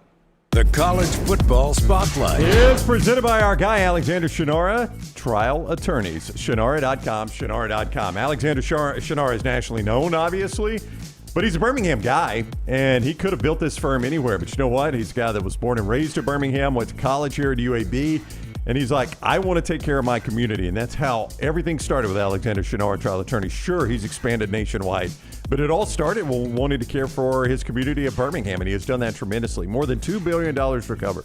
$2 billion. So when you find yourself in need of an attorney for any reason, you start at one place, Shunnarah.com, Shunnarah.com. 100 days to the start of college football all over the industry. Everyone celebrates this landmark. They post a lot of 100 lists and things like that. We're going to continue something we did yesterday, buy and sell some major topics. Yesterday was the SEC. Today's the Big Ten. Thanks to Brian Jones and the fine folks at Athlon, their preseason magazines online and both on the print edition. Get those and enjoy those beach and poolside throughout the year. The folks at Athlon, Brian Jones with the Big Ten, some storylines there. And I'll ask these guys off of that story, are you buying or selling the storylines? First off, a Big Ten game, a Big Ten team plays in the national championship game again this year. Not saying they'll win it, but a Big Ten team in the national championship game again this year. Oh, I think it would be more shocking or less surprising if you had two than none. Yeah, so more likely to have two than zero. One's almost a given. Yeah, that's a given. Yeah, I mean the Big Ten's become the SEC. Yeah, it's an easy buy for me. Like in fact, if it's not the Big Ten, versus the SEC, like I'm with Lance. I almost would say it's more likely that two teams from the Big Ten or the SEC play in it than a non-Big Ten. Does that make sense? Yeah. Like if there's no Big Ten team in it, I could see it being SEC versus SEC. Now, I think that's how you get to no Big Ten teams would likely be two SEC teams, but Notre moving Dame them out of the way. Notre Dame is the Notre outlier. Dame would be your. It's not Texas Tech. It's Notre Dame. No, and I don't have faith that Miami can do it back-to-back years. A lot years. of Miami love. I would be shocked if Cristobal can have another postseason run like that. Oh, what a slap in the face it would be if it was ACC versus Notre Dame. If it was Miami versus Notre Dame in a rematch of that November 7th game at South Bend. That would be a slap in the face to the two big boys. It would be, but it'd probably be a hell of a game. It probably would be. Have a fun storyline. In a rematch. All right, buy or sell from Brian Jones at Athlon. He just does. These are sort of, quote, bold predictions in his story, so we throw the buy and sell twist on this. Are you buying or selling that Ohio State is the Big Ten champion this year. Buying or selling that Ohio State is the Big Ten champion this year. Just for historical purposes, before you grab at it. Okay. The year Ohio State won the national championship, they were not. Last year, they were not. So Ohio State is Big Ten champions. I'm selling. I'm going to buy Oregon here, Lance. But I'll let you do the talking here, but I see the nice Oregon green that we've got up there. Complete coincidence. I'm going to sell Ohio State because I am going to buy Oregon. I believe this is Oregon's year to win the championship. Yeah, I agree with you. Notice I just handed him the sell. I knew it was coming. And I'm not going to be surprised if Indiana is playing Oregon in that game, or if Oregon is playing USC possibly in that game. I like Ohio State, but there's going to be, one of these years, like you said 2 years ago, we had Oregon and Penn State. They weren't even in the game, so I am going to sell as well. Yeah. I write it down wrong on my paper every time. Buy and then S-A-L-E. I always write that wrong. When you use it, buy and sell, it's sell S-E. is when something is on sale. That's right. Yeah. Yes. I do that wrong every time. I just now noticed that when you put that up, I was like, dang, I made that mistake. I wrote S-A-L-E. New colors, too. Well, different colors. That red yesterday, when we cleaned the boards after the show, when our janitorial staff came up here last night, they must have thought a murder was committed. There was so much red in the trash can on the paper towels. Truthfully, I wonder if the janitorial staff's been murdered. Did they ever come in? The trash can's empty somehow. I know the vacuum cleaner's broke. They're better than the old building that we were in with Cumulus. Lance, that is an extremely low bar. Hey, Tyler, you'll love this, and I might have told this story years ago. But there was, and I kept walking, I would always walk down the back stairwell to get out. There was a dead cockroach on its back, and I kept walking by it. And literally, this is like 2 weeks. So I finally put a dated post note next to it, a Post-it, and it took like a month for that cockroach to ever go away. Yeah. The Post-it note stayed. Chances are finally another cockroach decided, this thing needs a good burial. I need to get this out of the way. They're mocking our death. Let me ask you guys a hypothetical now that I talk about the dead cockroach. So I was swimming laps yesterday. I'm only my second day back swimming laps because it's gotten warm enough. But in the bottom of my pool is a dead chipmunk. Ooh. It fell in, obviously, and it's stiff laying there. Would you guys have continued to swim laps, or do you get out of the pool? Well, I'm worried about what's in your pool. Yeah, now. you get out of the pool. There's all sorts of bacteria. And, I mean, there's a ton of chemicals. I kept swimming, and he kept moving. He went from deep end to shallow end. I swam for 45 minutes. No, there's so much water there, and the chemicals that are in there. The amount of, I've been in a pool in Cancun.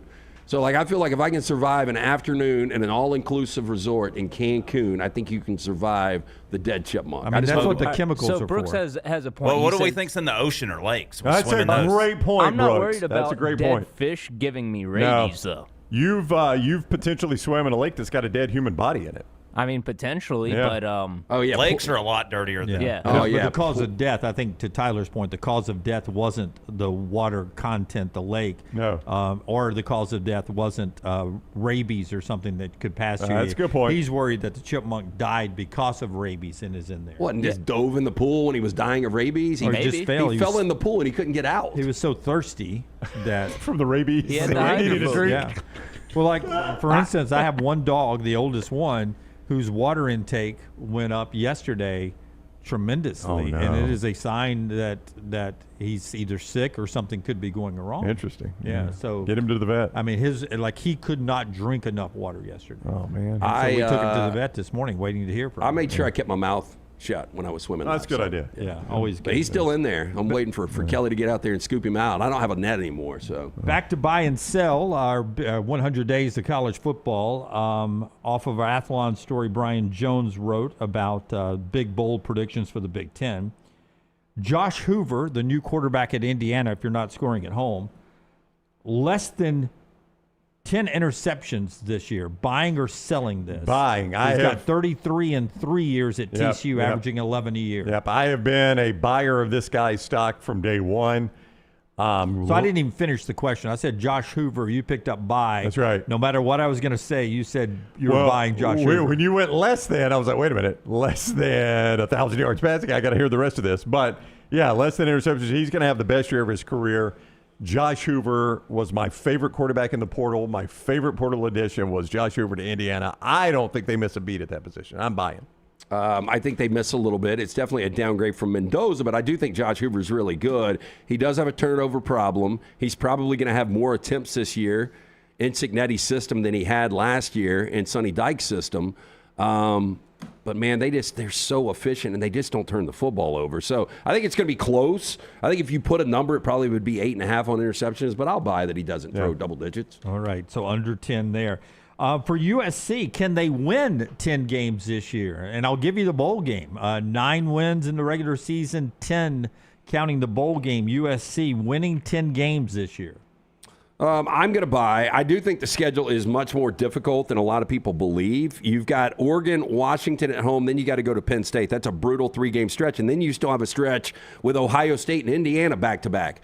I do think you can win 2 of the 3 at home, and I think you split with Ohio State and Indiana. I think they're 10-2 in the regular season. Worst case, 9-3. Lincoln Riley has called himself out. He says it is time, and I do believe it is time. And I think with the roster they've got, it is the best roster they've had under Lincoln Riley. I think it's time they win 10 games. I'm going to sell it because I think they are going to lose to Oregon at home, to Ohio State at home, on the road at Indiana, and then I think they get upset at Penn State. So I'm gonna sell them winning 10 games. Well, that would be a disaster. It would be a disaster. They were 9-4 last year. I got a feeling they go to Bloomington and beat Indiana this year. Well, Indiana's going to lose a game this year. It's just the way college football works. They're not going to keep going undefeated in the regular season. Yeah. Nobody does that in college football. So you got to find a loss somewhere. Now, they play Ohio State and at Michigan. I think it'll be one of those two. Yeah, I am all in that Indiana is here to stay, but I'm not all in that home field advantage is what a lot of the other home field advantages are. Like, I think it'll be electric. Their fans are out there, but I don't know if they know what to do with that home field advantage yet. Because they're so new. A few more of our buy and sell Big Ten edition 100 days out with our friends at Athlon. Also, our friends at Michelson Laser Vision brings you a look ahead to football LT. 205-969-8100. That is the number I called way back in 2003. Dr. Mark Michelson, the first to perform the LASIK procedure in the state of Alabama in 1995. Him and Dr. Jen Michelson, they are the best in the business. Make the call that I made. Ask for Amy. Tell her the next round sent you. She is going to make sure that you get in and get that hassle-free consultation. 0 to lose. To find out if LASIK is right for you, 205-969-8100 or MichelsonLaserVision.com. Jeremiah Smith, I don't think any of us argue.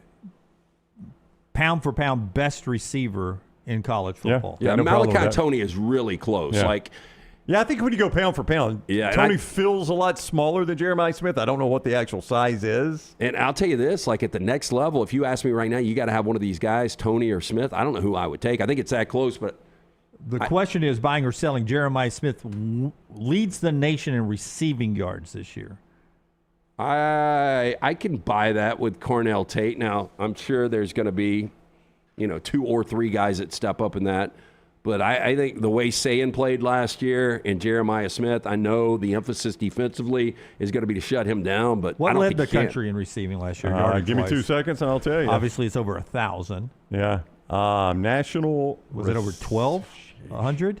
Yeah, it was the kid from San Jose State, Danny Scudero. Yeah. He had 1,200 yards. Skylar Bell 1297, yeah. 1297, so 108 a game. He was the only guy to average more than 100 yards a game receiving. Now Smith was 4th, and he was only 54 yards behind in one Scudero. more game. He had one more game. And then Malachi Tony was right behind Smith at 5th with over 1,200 yards as well. So if I take out all the non-Power 4s and Notre Dame, did Jeremiah win it last year? Of the Power 4 it's in Notre Dame? Was the other guys? Yeah. Yep. Okay. That's interesting. No, Mekhi Lemon was in yards per game. Mekhi Lemon was for total yards. It was Jeremiah Smith. Yeah. Yeah, and yesterday we had Andy Staples on. As good as Malachi Tony was, and C.J. Daniels was a nice number 2 there. Cooper Barkate, who's coming over from Duke. Barkate last year had over 1,100 yards. Now he's going to be with Miami, so he'll take some of the touches away from Tony. So I do think Smith probably, if he stays healthy, plays a full 12, he'll lead the nation. 2 more. One of them, Bob Chesney, UCLA, gets to a bowl game. Buying or selling that? And that would will need the UCLA schedule really quick probably to make this tight. But getting to 6 for UCLA. They were 3-9 last year, but this year they're going to be favored in San Diego State, Purdue, Michigan State 4. I don't see it. Yeah, There I'm might selling. 4 or 5. I would sell. Yeah, looking at it, I'm going to sell first year too, so he's getting his feet under him. I'm going to sell it based on UCLA's schedule. I mean, if you're able to win those road games, Brown, against the swing teams like at Cal, Maryland, at Minnesota, then you can get there. If you don't, you got no shot because you're out of conference. Your 2 out of conference games are San Diego State and Nevada. Yeah. And Cal in the opener. Oh, Cal's the Cal. ACC, Yeah. Yes. And you don't have, all due respect to Nico Amilieva, you don't have the best quarterback in the Cal game. No, you don't have the best quarterback, not even close. And I'll tell you, Tosh Lapoy's put together based on what they're up against, a pretty good roster for Cal this year. 32 portal guys for Lapoy at Cal, because that was brought up by somebody, I forget who it was, that we don't worry about academics anymore. Just look at Cal Berkeley. They brought in 32 portal guys. Sark was the one when he was blowing up Ole Miss too. He went ahead and blew up Cal. Did you ever find out what the feud was between Sark and Lapoy? Sark and Tosh Lapoy. I do not know why they're feuding. Yeah. Last one here, again, off of Brian Jones. He has a lot more Athlon Big Ten bold predictions for them. We're doing it buy and sell, truthfully, because I just don't know how bold some of these are. But just choose one of these 3 to buy it or sell it, okay? Okay. Maryland makes a bowl game, Wisconsin misses a bowl game, or Purdue wins their first Big Ten game since 2023. Buy or sell either one of those 3. Yeah, I would would do them all. The back end, I would take both of those. Like Purdue finally is going to win a Big Ten game. They should. And then I think Wisconsin misses a bowl game. I mean, their schedule is really difficult. They're coming off a 4-8. They look like a 5-7 team this year. Yeah, these are going to go hand in hand because if Purdue wins one, it's either a home to Maryland or a home to Wisconsin. So that's going to ruin your other. And that's what I think it'll be. I think it'll be a double. I think going to Purdue next to last week of the season, I think there's a good chance Purdue's favored in that game. There's a good chance that knocks Wisconsin out of a bowl. That's right. game. So I'm going to buy Purdue winning the game, and I'll sell those other 2. I know I didn't have to do that, but Maryland or Wisconsin will be that loss. So is Purdue and Indiana a rivalry? In basketball. Are they a rivalry in football? I mean, I know that both are historically pretty bad. But I mean, I think it gets called one. But do they play it every year? I'm not exaggerating. Before the Indiana success under Cignetti, I think if you went back and looked at the attendance in that game,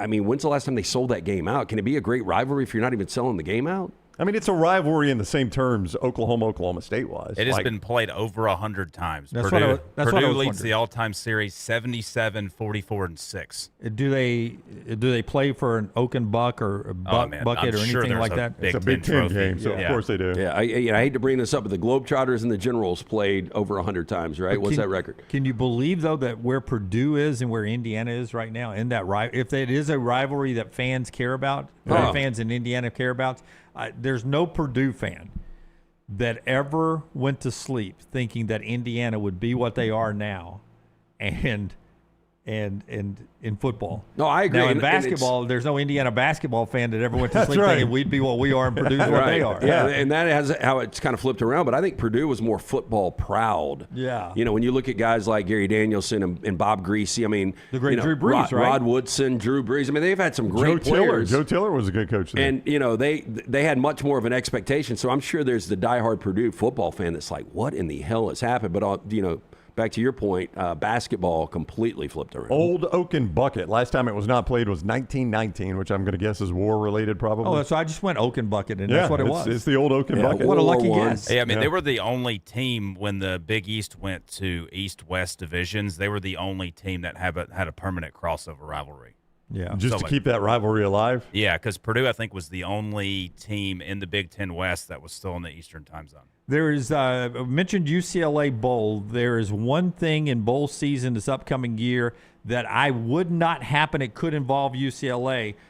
I would 100% not let it happen. I'll tell you what it is when we come back.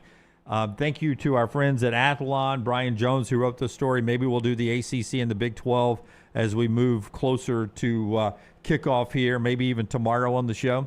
Before we do our next break and get to the one thing I would not let happen, I wouldn't sign the contract if I was UCLA or some other teams coming up. Tell us, Brownie, if you will, about our friends at Johnston RV Center. I-65, exit 304 in Coleman, 334 in Decatur is where you find Johnston RV Center. Perhaps you're looking to get on the road and see America this summer. Well, you can do it in an RV from Johnston RV Center. In fact, fifth wheels, they are massive right now, huge throughout America. You can get a great selection of those at Johnston RV Center, both in Coleman and Decatur. But if you don't want a fifth wheel, if that's not your speed there, they've got more than 300 other RVs other than fifth wheels available. So see it all right there at I-65, exit 304 in Coleman, 334 in Decatur, or always online, JohnstonRVCenter.com. So we were on our way to the grocery store last night discussing dinner, and I was like, why go to the grocery store when we're passing the New York Butcher Shop? That's so right. we pulled in to go see Jim and all the fine folks. Picked up a couple of fillets last night. Just the best when it comes to the meats, from the steaks, the ribs, the chicken, the pork. And remember, Memorial Day is coming up in the next few days. The Boston Butt Cell, hickory smoked, fully cooked. Jim said they're selling a ton of these, $39.99. Order yours today, available for pickup for the next couple of days. Reservations only. Cava Heights, the original location. Write the number down, 205-970-7300. Greystone, 205-703-8825. Rare quality, well-done service. It's the New York Butcher Shop. Follow LT on Twitter at @TheLanceTaylor.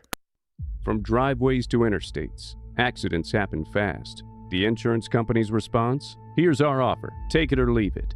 Leave it. Call Alexander Shunnarah Trial Attorneys. Over 250,000 clients. And no, they don't accept lowball offers. They fight, they win. Over $2 billion recovered. Call now for a free consultation. 659-777-7777 or alexwins.law. Physical office location, Birmingham. Sterling and the fine folks at Champy's Chicken on Highway 119 in Alabaster want to welcome you in for a great lunch or dinner starting at 11 a.m. every day. Chicken that's brined overnight and cooked to order, and the taste of the Delta with those Delta recipe tamales. Champy's is perfect for all your tailgating needs this football season. You can also choose Champy's for your next party, wedding, or birthday. Great food, great people. Champy's Chicken on Highway 119 in Alabaster, and everything online at champyschicken.com. At Central State Bank, we are large enough to serve you and small enough to know you. Manage your money with ease, whether it's mobile banking, hassle-free checking, competitive loans, business solutions, or personalized financial advice. We're your hometown bank with big-time service. Visit us today and experience banking made simple, because at Central State Bank, you come first. Member FDIC. Never miss anything from the next round when you listen on demand through the podcast platform of your choice. Apple, Spotify, iHeart, or Google Podcasts. Wherever you listen, always like, follow, subscribe, and turn on automatic downloads so you catch every part of the next round. Listen anywhere in the world at any time on the Next Round podcast feed, and support the show by following, subscribing, and turning on automatic downloads on any podcast platform. Thanks for always making the next round a big part of your day. Hey, Lance Taylor from the Next Round to tell you about one of our favorite places for breakfast, lunch, and dinner. That is Hamburger Heaven since 1982. Hamburger Heaven has been serving Birmingham's best hamburgers, cheeseburgers, French fries, hand-spun milkshakes, and sandwiches made fresh to order. All of their ingredients are fresh and prepared daily. This includes their beef, always fresh, never frozen, hand-pattied each and every day. For breakfast, lunch, or dinner, visit any of the 4 locations, Highway 280, Irondale, Gardendale, and Homewood. Stop by the New York Butcher Shop and pick up the finest in certified Angus prime beef steaks and burgers, premium pork chops, ribs, and all-natural chicken cut to order just for you. Their chef-prepared entrees and side dishes are the perfect dinner-to-go choice for your family and are ready to heat at home. With a great selection of fine wines and desserts, the New York Butcher Shop is your one-stop dinner shop. 2 locations to serve you, Cahaba Heights and on Highway 119 in Greystone. The New York Butcher Shop, rare quality, well-done service. Remember the name Way to Wellness if you're battling weight loss in your life. I'm Jim Dunaway from the Next Round. There was a time I was over 216 pounds until Way to Wellness helped me lose 45 pounds, and now for over 2 years, they've helped me keep that weight off. Here's their website, aplanforme.com, aplanforme.com. That's a great name for a website because there's no cookie-cutter plan. Everything is designed specifically for you. No contract, no sign-up fees, and your first consultation is free at Way to Wellness. Storm season is here. Make sure you have a plan of action in place right now. Greg from Pell City and Storm Restoration Roofing should be your first call when storms hit. Insurance companies love working with Storm Restoration Roofing because of Greg Nelson's name and reputation in the industry. When storms hit, call Greg Nelson. He's local, 205-542-3531. He's the home of the free no-cost roof inspection. Greg from Pell City on Facebook, 205-542-3531. It's Storm Restoration Roofing.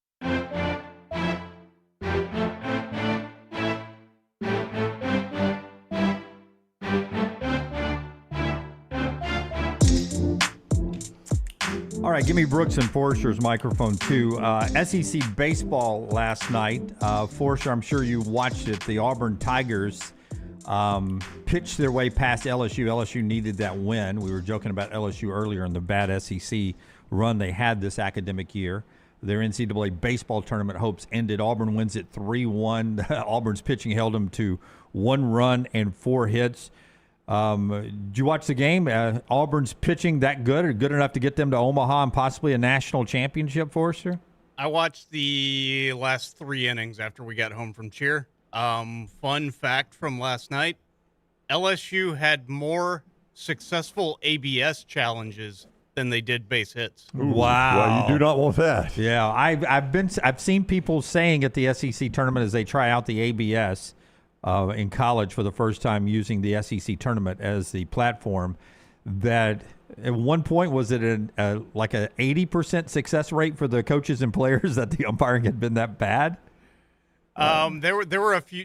I don't know about all that. I haven't watched all the games, but there were several missed calls last night. Maybe that was the exaggeration. I don't know where you guys are. I don't like the ABS at all. Yeah. I haven't watched enough to know. I've watched very little Major League Baseball this year. As long as it's fast and somewhat limited, I'm cool with it. But is there a limit to it? There's got to be a limit. For sure, you watch a lot of Major League Baseball in college. There are limitations. What are the limits? Well, in the here in the college game, I think you get 3. Oh, okay. Yeah. But if they're successful challenges, you don't lose one. You do it. Are they pretty fast? Yeah, they're really fast. Okay, then I have no problem. That's actually been the most impressive thing to me. Like, it takes seconds. I just like the human element, and I think one of the things, and for pitchers is you got to get used to that zone. Like, there's some egregious calls that probably should be called out, but if an ump is missing one way or another, they typically keep that zone at least consistent, and that's one of the the adjustments you've got to be able to make. Have you ever watched Angel Hernandez umpire a baseball game? He's the outlier on that. Do you remember the Major League pitcher, though? I told you earlier, it was one of our mornings when we were hanging out here putting the show part of the show together.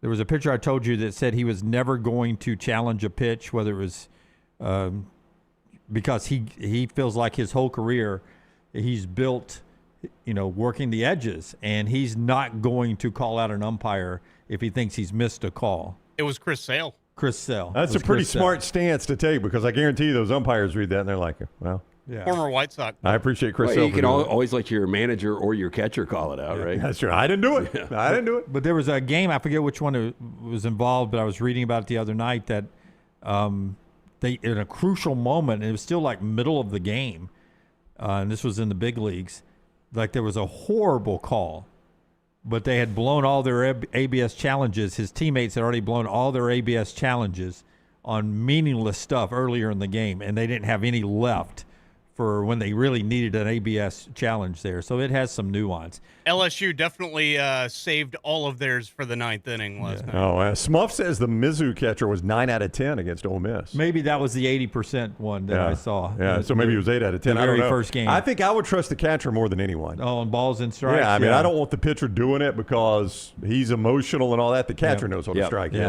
I did see a funny one the other day. Oklahoma's batter challenges a strike call. It looks like it's basically right down the middle. I think it was Oklahoma's catcher just started laughing at the guy. Yeah. And then, the video replay confirmed ball right down the middle. By the way, Wednesday night crowd at the Hoover Met last night. I want you to get this drone shot, this aerial of the Hoover Met. One of their largest crowds ever. This is obviously Auburn LSU session 4. 4th largest single session in SEC tournament history. 14,000 14,461 to see Auburn win the game last night, and for that whole session last evening. I will say this shows you the passion of the SEC fan bases because, I question the SEC taking over and doing their own marketing, which I don't think they have to do any. Like SEC basketball tournament, I don't think they market. They definitely don't for the SEC championship game. And look, I mean, they're obviously doing a really good job with this tournament because they're having no problem with the attendance. Yeah, absolutely packed. The hardest thing is getting in and out of the Hoover Met when it's 14,461. Now, I would say if you're going to have your largest crowd, it's going to be a combination of Alabama, Auburn, LSU, Mississippi State. Brooks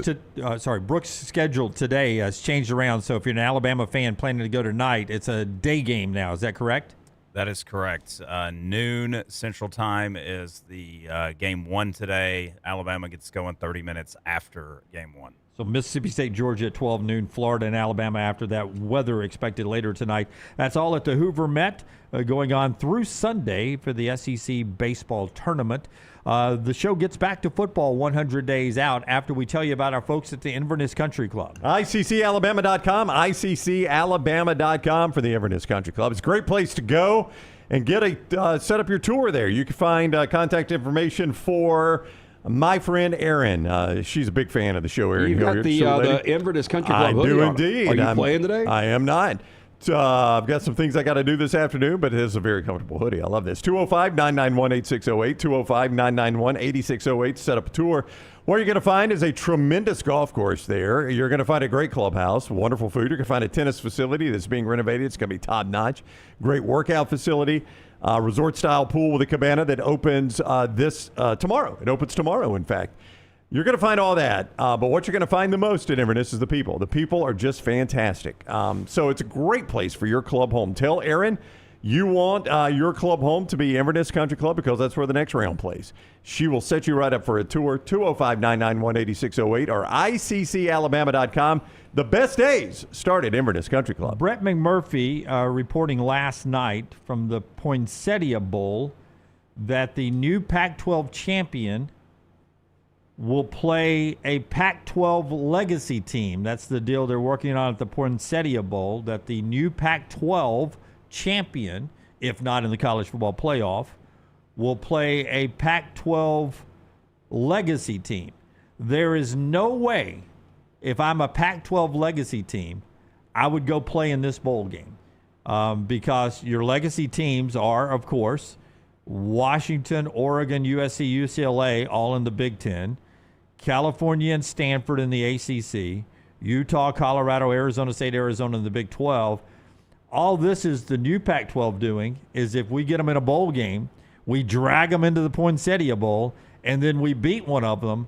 We're just trying to build up our stock that the Pac-12 is somewhat legitimate. I wouldn't give them a chance to get the flesh if I was UCLA, USC, Washington, or Oregon. If I was the Big Ten, I wouldn't let my teams go play in that bowl game. I see your point, but I think there are three teams that would take a bowl bid however they can get it. I think that's Cal, I think that's Stanford, and I think that's UCLA. So, like the other teams, I agree, but if you're one of those three, you just want to get bowl eligible. Yeah, to your point, though, you're probably going to get the best new Pac-12 team in that game, right? That's going to be their top. If they're not somehow in the playoff. It's their champion.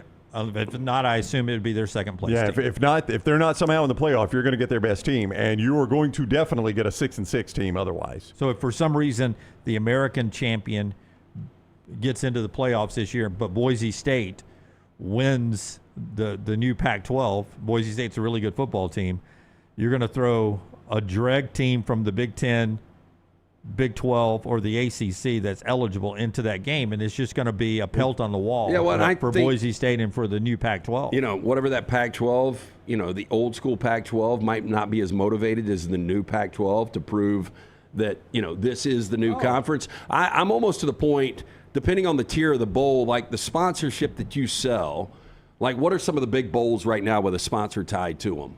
Help me out. I'll just go old school Shreveport Poland Weed Eater Bowl. Capital One obviously has some. Cheez-It has one. Duke's Mayo has some. Okay, yeah, Duke's Mayo. Let's just use that one. Let's say their sponsorship is $1 million. Well, let's throw in another $500,000 for NIL for the winning team, where we can start to get a little motivation once we get to the bowl game. And I think that's a great way to go. This is a great idea by the Poinsettia Bowl if they can pull it off, though. I mean, it gives their bowl Oh yeah, there's storyline. Storyline at least. I mean, but it's a big win for the Pac-12 commissioner. I forget her name, but as they try to piece that league together. By the way, they have said that expansion is unlikely because we're in a revenue share era, and if we add another mouth to the table, then that's another mouth we got to feed. We'd be willing to add one more team if they are they play football and all other sports, because they've got 9 members. 8 of them play football in Gonzaga, and they said they'd be really happy with 9 football playing schools to where we could play 8 conference games. Everybody plays everybody, and not have to add. In other words, they're not out there shopping, trying to expand to get to 10, to get to 12, to get to 14 or 16. They're happy. They'll add one more school. And they always ask the question, is that going to be UNLV someday? Because of the TV market and what they could bring to the table. I was just looking because I'm thinking about Pac-12 After Dark. The CW and USA is where you will find these games, by the way. I could not remember who their TV partner was. They worked out a deal CW has with ESPN where ESPN may broadcast some of their games. Okay. And they will be the streaming home, I think, if I read it correctly, for all of those games. So if you've got the ESPN app or ESPN streaming services, then I think you'll be able to see some of those After Dark games. It's got potential to be a fun league.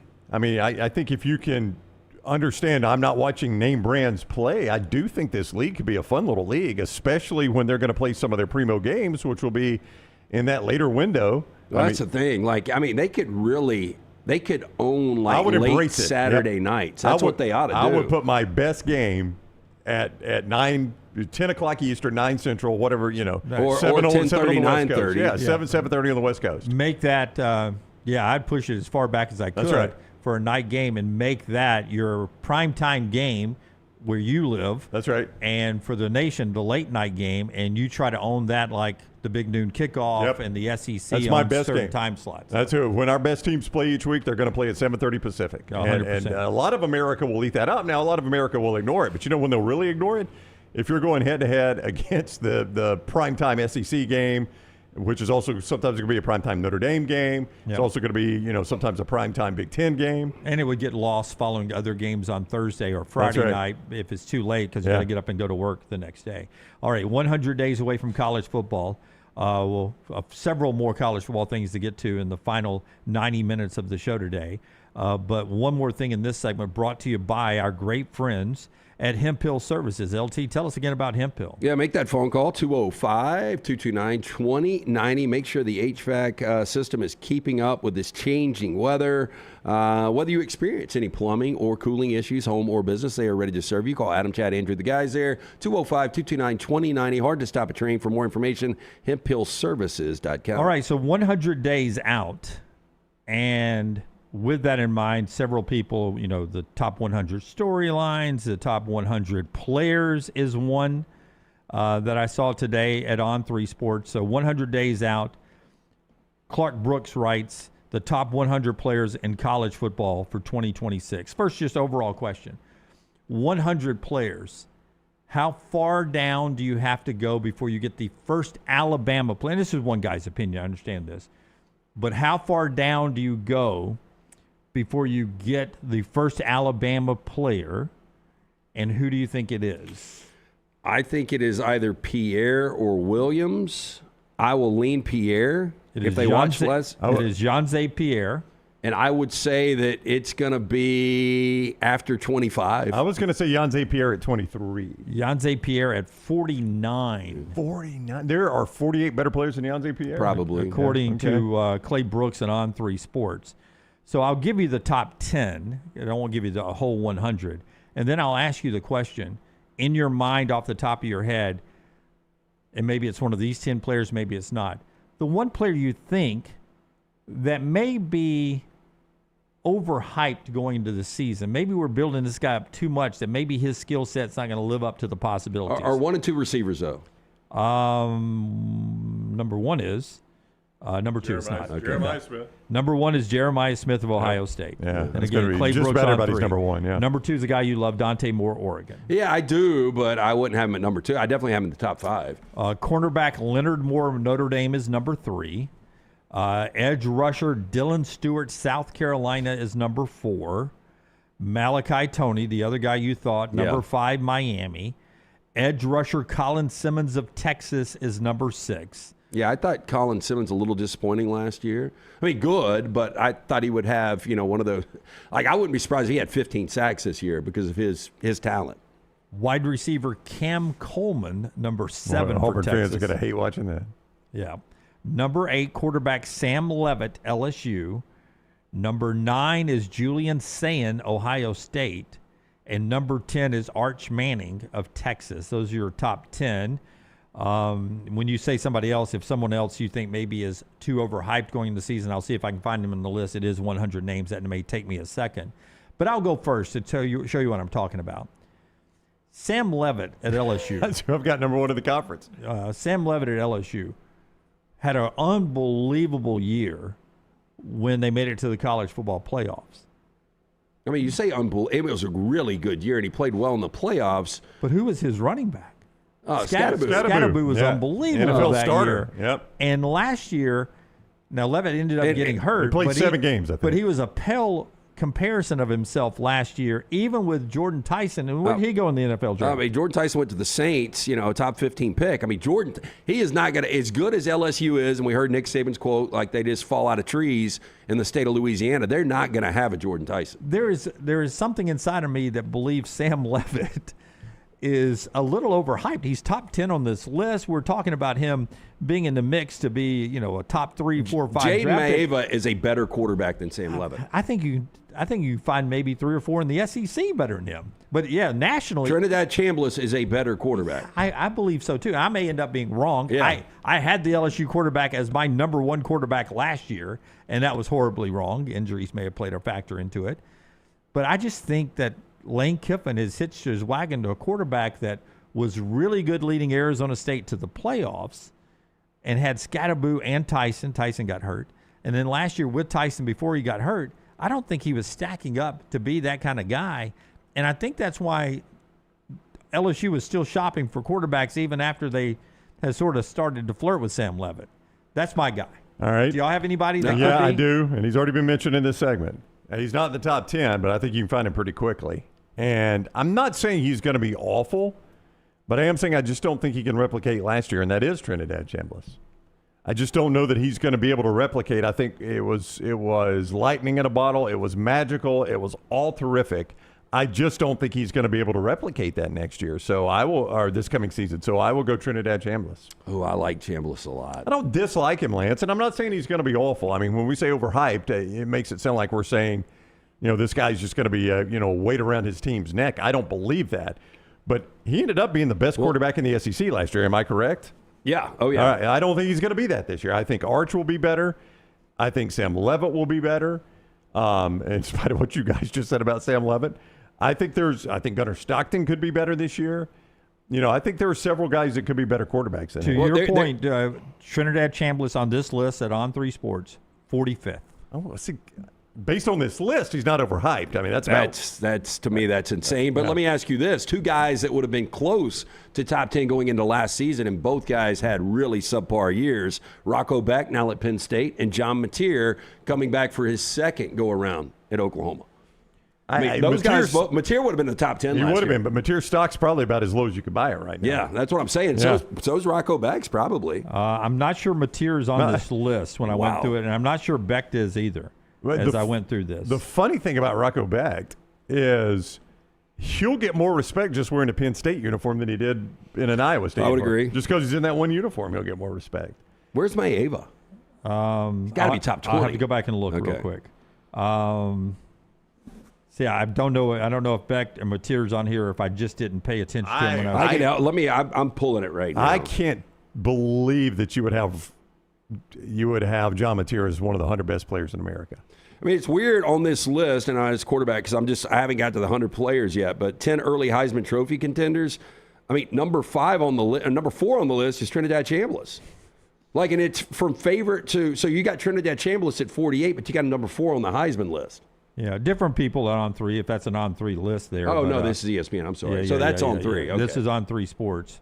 Top 100 players in college football this year. Yeah, they don't have the and everybody's going to be different.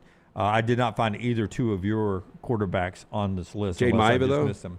Let me go back and look for him there. While I'm doing that, tell us about our great friends at Crane U. Yeah, Crane U wants to remind you, if you are in the industry, really the most important thing, if you're curious about the career in the crane industry, the first step is getting certified, becoming fully compliant. Crane U here to guide you every single step of the way. Inspections, training, certifications, whatever you need, Crane U's got it handled. One call you make and you are good. From first-time operators to seasoned professionals seeking the recertification, their industry-leading training programs built for all experience levels, backed by a team with over 100 years of combined real-world expertise. Crane U delivers the knowledge, hands-on skills, and confidence you need to succeed in the field. For more information, craneu.com. That is craneu.com. Jaden Maiva, 31st on the list. Too low? Too low in your opinion? Yep. Yeah. Behind, I will tell you, Lenora Sellers is 22 on this list. I mean, last year he'd have been much higher. In the preseason. Going into last year, I mean, he that was is considered a Heisman candidate. But do you guys not think that is super high based on the way he played I last agree, year? yeah. I mean, I think you're almost basing it on, like, we know he's better than he played last year, so we're going to go ahead and put him at 22nd. We're going to ignore everything we saw last year. Strange question, but Brendan Sorsby, is he even on this list? Because if they factor in that he is going to play, he's a top 20 guy. Ahmad Hardy is 16 on this list, but now, obviously, Sorsby, I don't remember seeing him as I flew through this. Xavier Atkins, by the way, linebacker Auburn, is 19th on this list. I'm fine with. I don't know that he's the top 20 player in America, but he's phenomenal. Yeah, I mean, no doubt. He's a terrific player. For sure, So the best player coming back. Yeah, if you were going to go Auburn's best player, that's him, unless you argue Byron Brown. But I would still argue Xavier Atkins in front of Byron Brown. Did you mention Ryan Williams? Because we brought up Pierre being the highest rated, and I said if it wasn't Pierre, it was probably Ryan Williams. Did he even make the top 100? Ryan Williams is not on the top 100 list. Man, that is crazy. Yanze Pierre is 49th.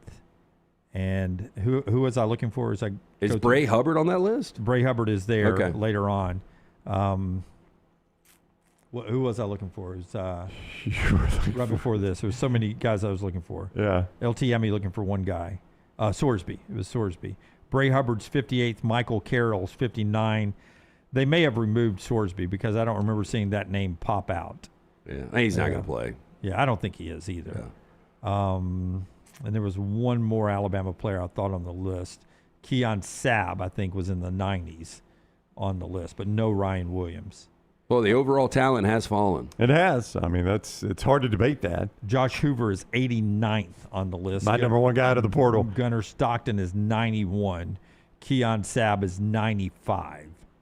I'm thankful for Trinidad Chambliss on this aspect. Like, anytime you bring up a player and somebody fires back, like, how could you say Sam Levitt is number one in the conference next year? All you ever have to say again is, would you have had Trinidad Chambliss number one last year? No, nobody. Didn't even have him number one at Ole Miss. That's right. Yeah. He wasn't even starting at Ole Miss. I mean, how many people have Mendoza having the season? Exactly. So you could always fire back with something like that. By the way, I don't have the chat up right now. If the chat, if you said it was easier done away for you to read the 100 from start to finish than what you just did, that would have been a correct statement. Hey, where was Mensa though? Gary Mensa. I'm just wondering. I mean, do you notice? You don't have to go back and look, but I mean, I think Mensa should be extremely high on that list. Boy, I don't remember seeing him, but he's got to be among the top 100, right? I mean, Miami paid like $6 million for him. I will check in the commercial break. Surely I probably should just pull the list. Surely he's on there. And C.J. Carr is another one I don't remember you mentioning. C.J. Carr is an absolute stud. Me too. Yeah. I don't remember seeing that either. Our friends at Odie's, as we get ready to head to break here, tell us about our friends at Odie's. Odie's Tavern, a great place to, like if you're in town for the SEC tournament and you're looking for an old school bar with incredible food, live music every Friday and Saturday night, stop in and see our friends at Odie's Tavern, the original location at Crestline, newest location right there in Edgewood. Fantastic food from Rodney Davis at both locations, almost 4 decades now. The award-winning wings, delicious burgers, great sandwiches like the Diablo sandwich, ice cold beer buckets full of the Bud Light. And remember, again, every Friday and Saturday, live music. Get in, see Will Haver and that great staff. Birmingham Institution is Odie's Tavern. Follow Scott Forrester on Twitter at Scott Forrester TV. Hop in. Injured in an Uber or Lyft? Here's the problem. Was it the driver's fault? The other car? The app company? Good luck figuring that out while you're trying to heal. Alexander Shunnarah Trial Attorneys, they've got a guy for rideshare accidents. And here's the best part. They don't get paid unless you do. You heal. They fight. One call, 659-777-7777. Or visit alexwins.law. Alexander Shunnarah Trial Attorneys. Because rideshare accidents need an experienced team. Physical office is Birmingham. Sterling and the fine folks at Champy's Chicken on Highway 119 in Alabaster want to welcome you in for a great lunch or dinner starting at 11 a.m. every day. Chicken that's brined overnight and cooked to order, and the taste of the Delta with those Delta recipe tamales. Champy's is perfect for all your tailgating needs this football season. You can also choose Champy's for your next party, wedding, or birthday. Great food, great people. Champy's Chicken on Highway 119 in Alabaster, and everything online at champyschicken.com. At Central State Bank, we are large enough to serve you and small enough to know you.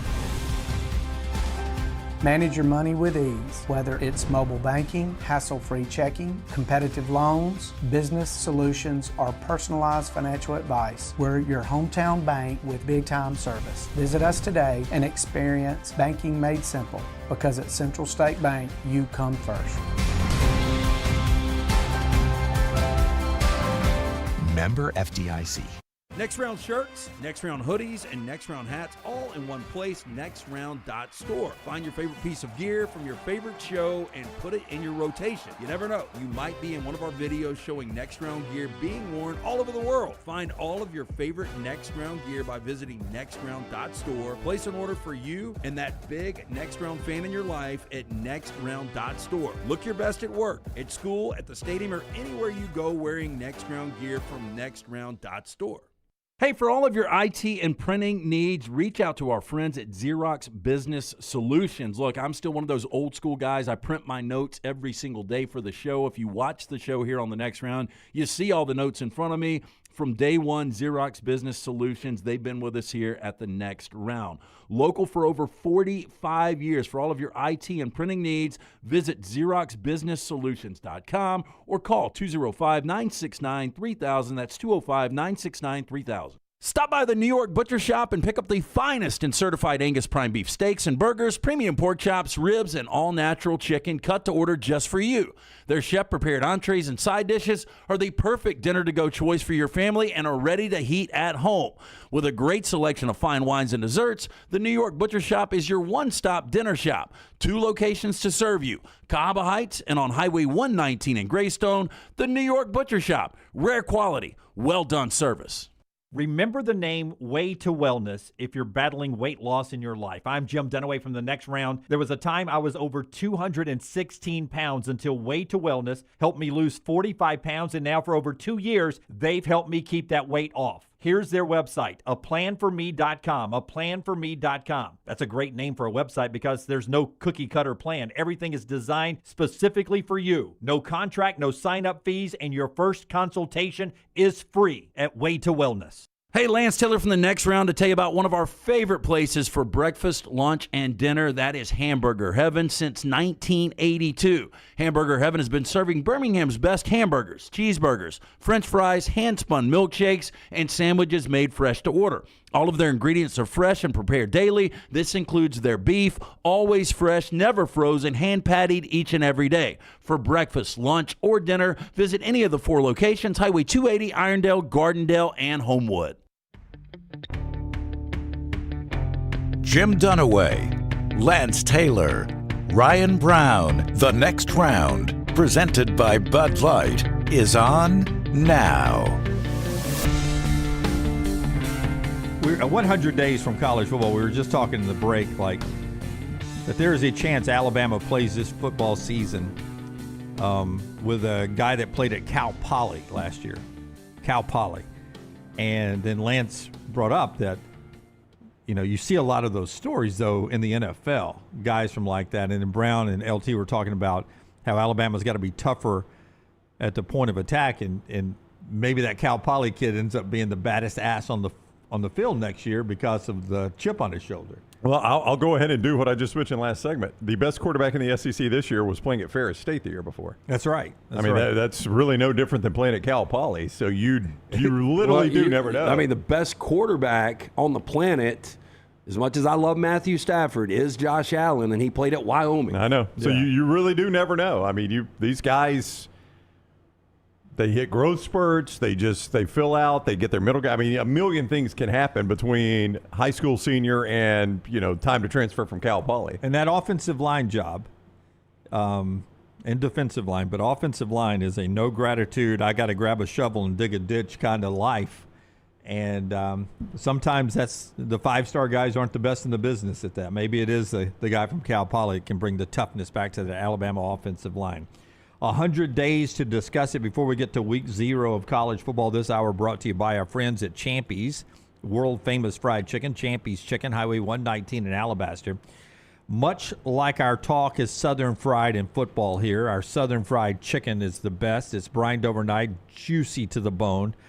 That's what Sterling serves up every time. And again, he doesn't cook it until you order it. So it is piping hot when it comes out. And then you blow on it a couple of times, take a bite of it. Blow on it a couple of times, take a bite of it, try some of the in-house made sides, in-house made desserts, hand-cut chicken fingers. It's all fantastic. ChampysChicken.com, ChampysChicken.com. Forrester, you're looking at me here. Did I do something wrong? Did I do something wrong there, Forrester? You're staring at me. You're looking over your computer like I'd done something wrong. Call him out. I wasn't looking at you at all, actually, Jim. Okay. Call him out. All eyes on me, man. All eyes on me. 100 days out. I was going to ask the question of these guys. I've had this for a couple of weeks. The Alliance did something a couple of weeks back. Brooks did since 2014. I forget when you did that, first drop that. If we'd had a 2014 playoff,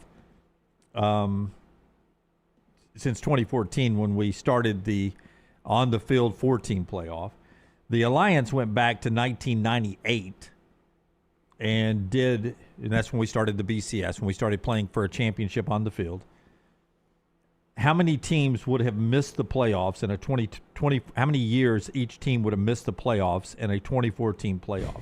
Go back to 98. Back to 98 when we started, playing for it on the field, the BCS. That's when college football changed. And some of those years would finally pull Alabama and Ohio State out of making it every year. That's right. Yeah, they'd have missed it some. So here, using that as a backdrop, I wanted to say, if we started in 1998 and I gave you 12 programs, who would be the 12 blue bloods of college football? Forget everything that ever happened before 1998. Didn't exist. So I can only make 12. I could go Men in Black. Is that what it was? Yeah. I go cheap. All right, and everything before 1998 didn't happen. I feel 12 spots. We're going Alabama. Alabama's the Ohio easiest State. one. That's very easy. Let me Oklahoma. write these down. Alabama, Ohio State. Oklahoma's easy. Oklahoma's easy. Oklahoma. I think Georgia's relatively easy. When you go to 98. Yeah, a bit of a late comer, but yes. Yeah, because you get to Mark Richt's early years, and I think they would have been in every one of those, almost outside of maybe one. So I would go Georgia as well. Would we add Clemson in? Hey, real quickly on the Georgia thing, did you see where Kirby Smart, I think he was talking to Fathers and Daughters podcast, something like that, where he said after the 2009 season, he was offered a chance to leave to go back, and maybe it was 2010, maybe it was a 10. It was either 9 or 10 to go back and be the defensive coordinator at Georgia. And he said he really thought about it because that was his school. And, when he started, he was still very young when he got to Alabama and became defensive coordinator. I forgot about that. And how little coaching experience he had when Nick Saban gave him the reins. He said he really thought about that. Can you imagine what Mark Richt would have been with Kirby Smart as his defensive coordinator? I mean, Kirby Smart probably would have taken over the Georgia job by now, but it probably wouldn't have been at the same time. That would be pretty would crazy. have had some success. Oregon's got to be on here.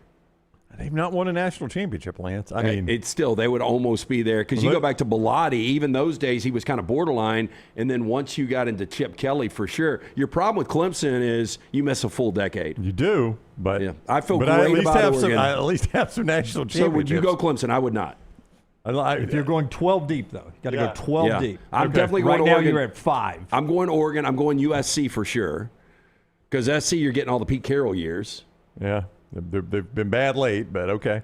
Florida. If you go USC, you got to go Florida. Yeah, I would definitely go Florida. I think, Texas is going to be interesting, but the Mac Brown years were really, really good. Now, I get one national championship in this window, though. Yeah, I think I would take Texas, probably because we are stretching this a little bit. I think I am going to go Clemson. Okay. I think So we're you came missing back around. a full decade. Michigan, there was way too much turnover. Well, how many are we up to now? Are we counting Michigan or not counting No, Michigan? I don't want to count Michigan. Right now, I don't. I mean, LSU's got to be in this. 1, 2, 3, 4, 5, 6, 7, 8, 9 if you count USC. And LSU, LSU that's 100%. Yeah. LSU's 100%. So that's 5, 6, 7, 8, 9, 100%. USC, Michigan is. One of you say yes. Michigan's What did you 10, say? 10 if you count USC. Oh, I'm going. Do you feel good about USC? Yeah. I They feel won really 2 good national about championships in that one. Jim, do you have the numbers in front of you? I do, yes. Okay. So I'm don't random. spoil it. I'm not going to spoil it. What's interesting is the last few years kill Wisconsin. Wisconsin would have been here for sure if it wasn't for the Fickle years. Yeah. They really would have been. I think TCU has a shot of being here. Oh, my gosh. We've got too many if we're going to put TCU. I would put TCU here because of the Gary Patterson years. Well, heck, they played for a national championship under Sonny No, I Dykes. know, I get that. But you think about Gary Patterson would have had them in the playoffs almost every year. Oh, and Boise State. Boise State. Yeah, I'm going TCU, Boise State, final answers. Okay. Well, we've stretched the if we're going to use TCU Boise, we've stretched the blue blood definition. But 1998, years that you missed the playoffs, if we had 2014 playoffs, Ohio State would have only missed it twice. That's 27 seasons. Ohio State would have been in there 25 times. You guys made them a blue blood. Check. Next on the list, the Georgia Bulldogs would have only missed the playoffs 5 times in 27 years. The Georgia Bulldogs. Got them. 3 teams would have only missed it 7 times, so they would have been in 20 of 27 years. You know Alabama's got to be there. Oh, yeah. Alabama there. Shula years killed them. Oklahoma is on that list. Easy. They would have only missed 7 times. Yeah. LSU is on that list. They would have only missed 7 times. Okay, so we're 5 for 5, right? Yep. Next, only missing 8 times. You can lay with the shark on a yacht and still only miss 8 times. The Florida Gators. Yep. Had them in. Missing only 9 times since 1998 would have been Oregon, who you had on your list. Would have been Penn State. Well, I almost brought them up. Which you didn't mention. Damn. No, I almost brought Penn State up. I held on them, though, because what have they really done? They've won 1 Big Ten championship in that window? Yeah. Is that right? Well, see, this is the big discussion. I know. If you're going 24 teams in the playoffs, these are the teams that have made the playoffs the most since 1998. Doesn't necessarily mean they're blue bloods. Well, I was just going to say, James Franklin won a ton of games. He would have been in this almost every year, if not every year. And then the other thing. But he really never beat anybody. That's right. Right. But we always forget about Joe Paterno's, the late years, he was still winning a lot of games, but because of the scandal, it kind of overshadows that. 100%. Michigan, you debated.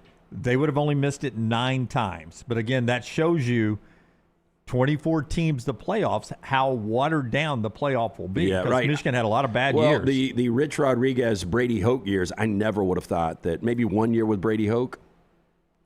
On that 9 list, only 9 times would have missed the playoffs is Florida State. Yeah.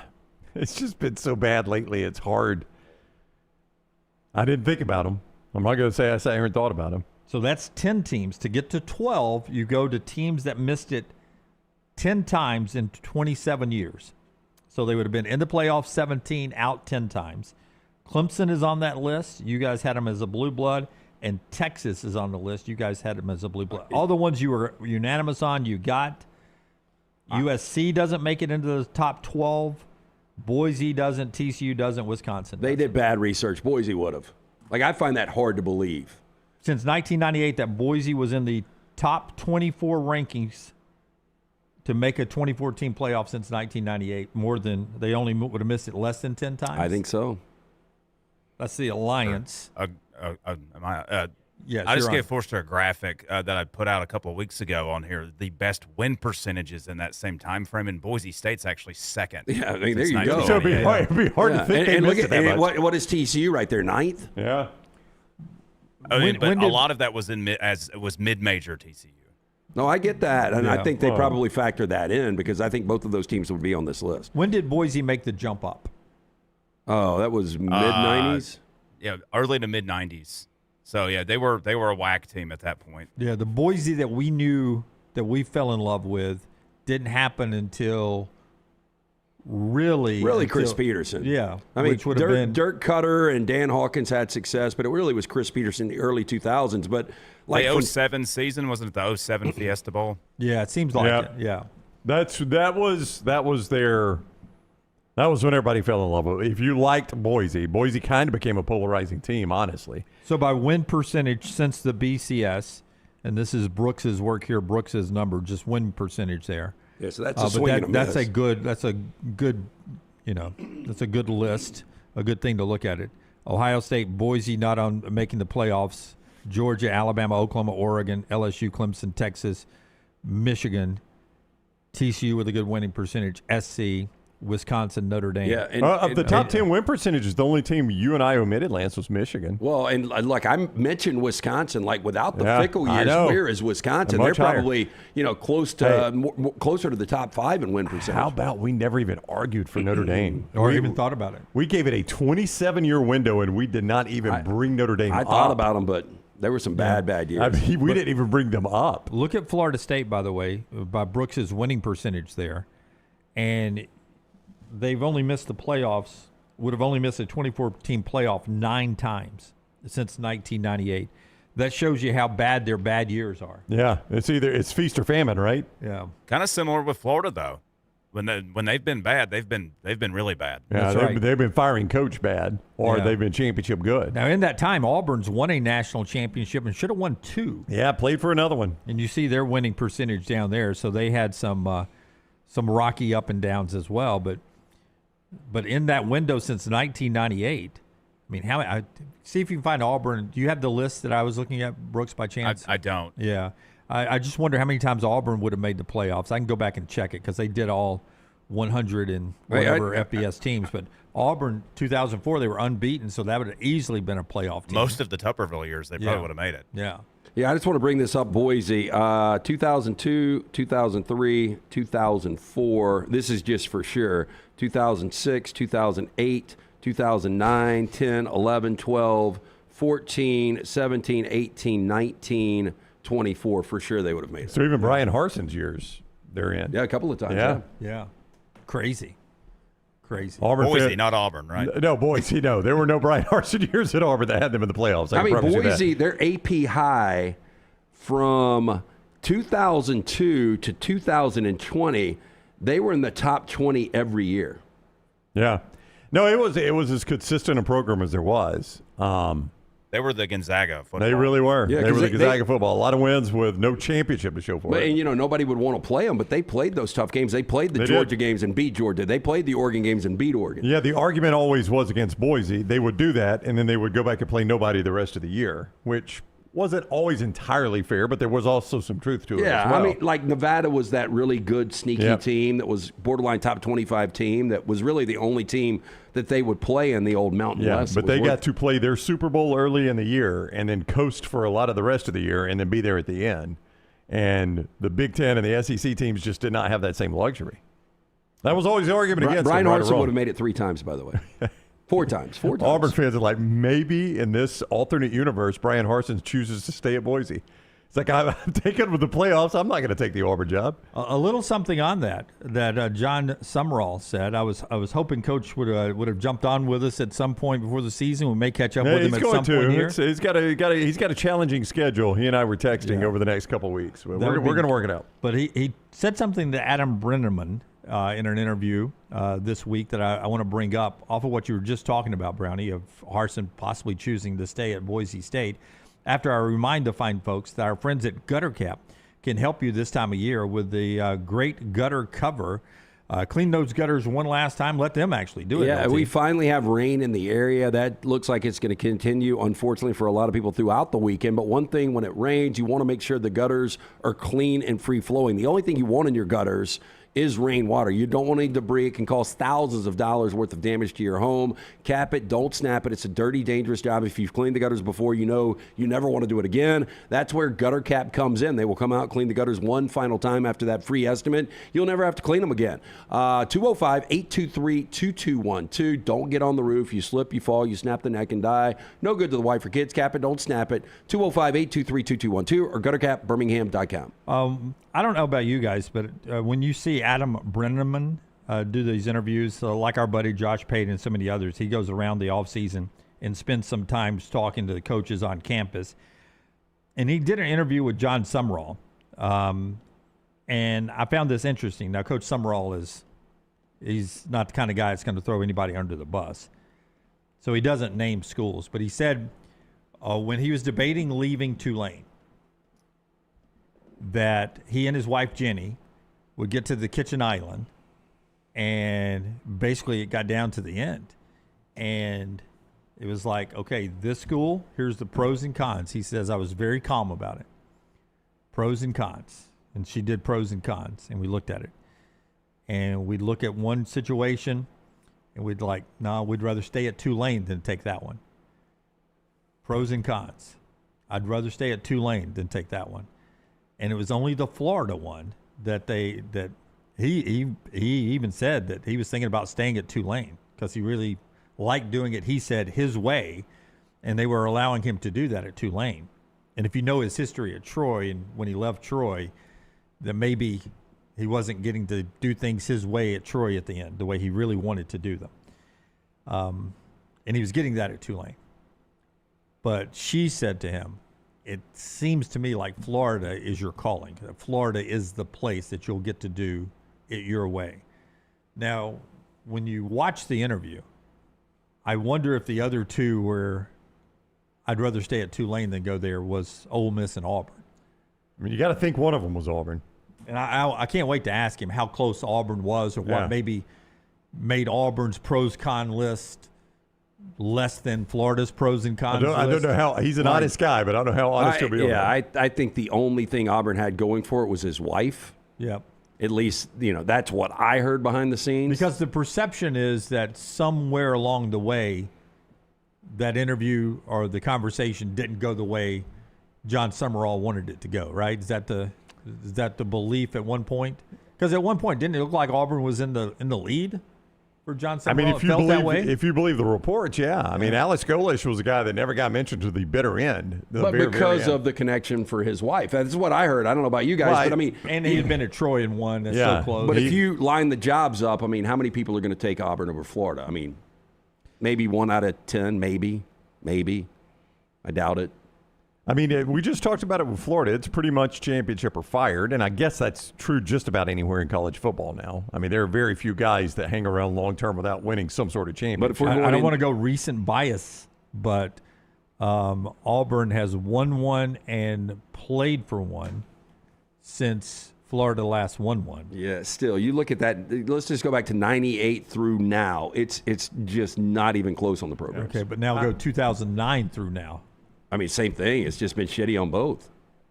Auburn won a national championship in 10 and played for one in 13. I think Auburn, you could argue Auburn's had a better run since 2010, 2009, since Florida's last one in 08. I mean, Florida's 2020 team was really good. That was one of the top 4 teams, in my opinion, in college football. Kyle Trask and Dan Mullen. I would just have a really difficult time believing he would have stayed at Tulane rather than take an SEC job. Maybe Kentucky was one of them. Yeah. When you go see that. I believe Kentucky is one of them. Yeah. I would believe it maybe even before Ole Miss or Auburn. Simply because of his prior connection with Kentucky.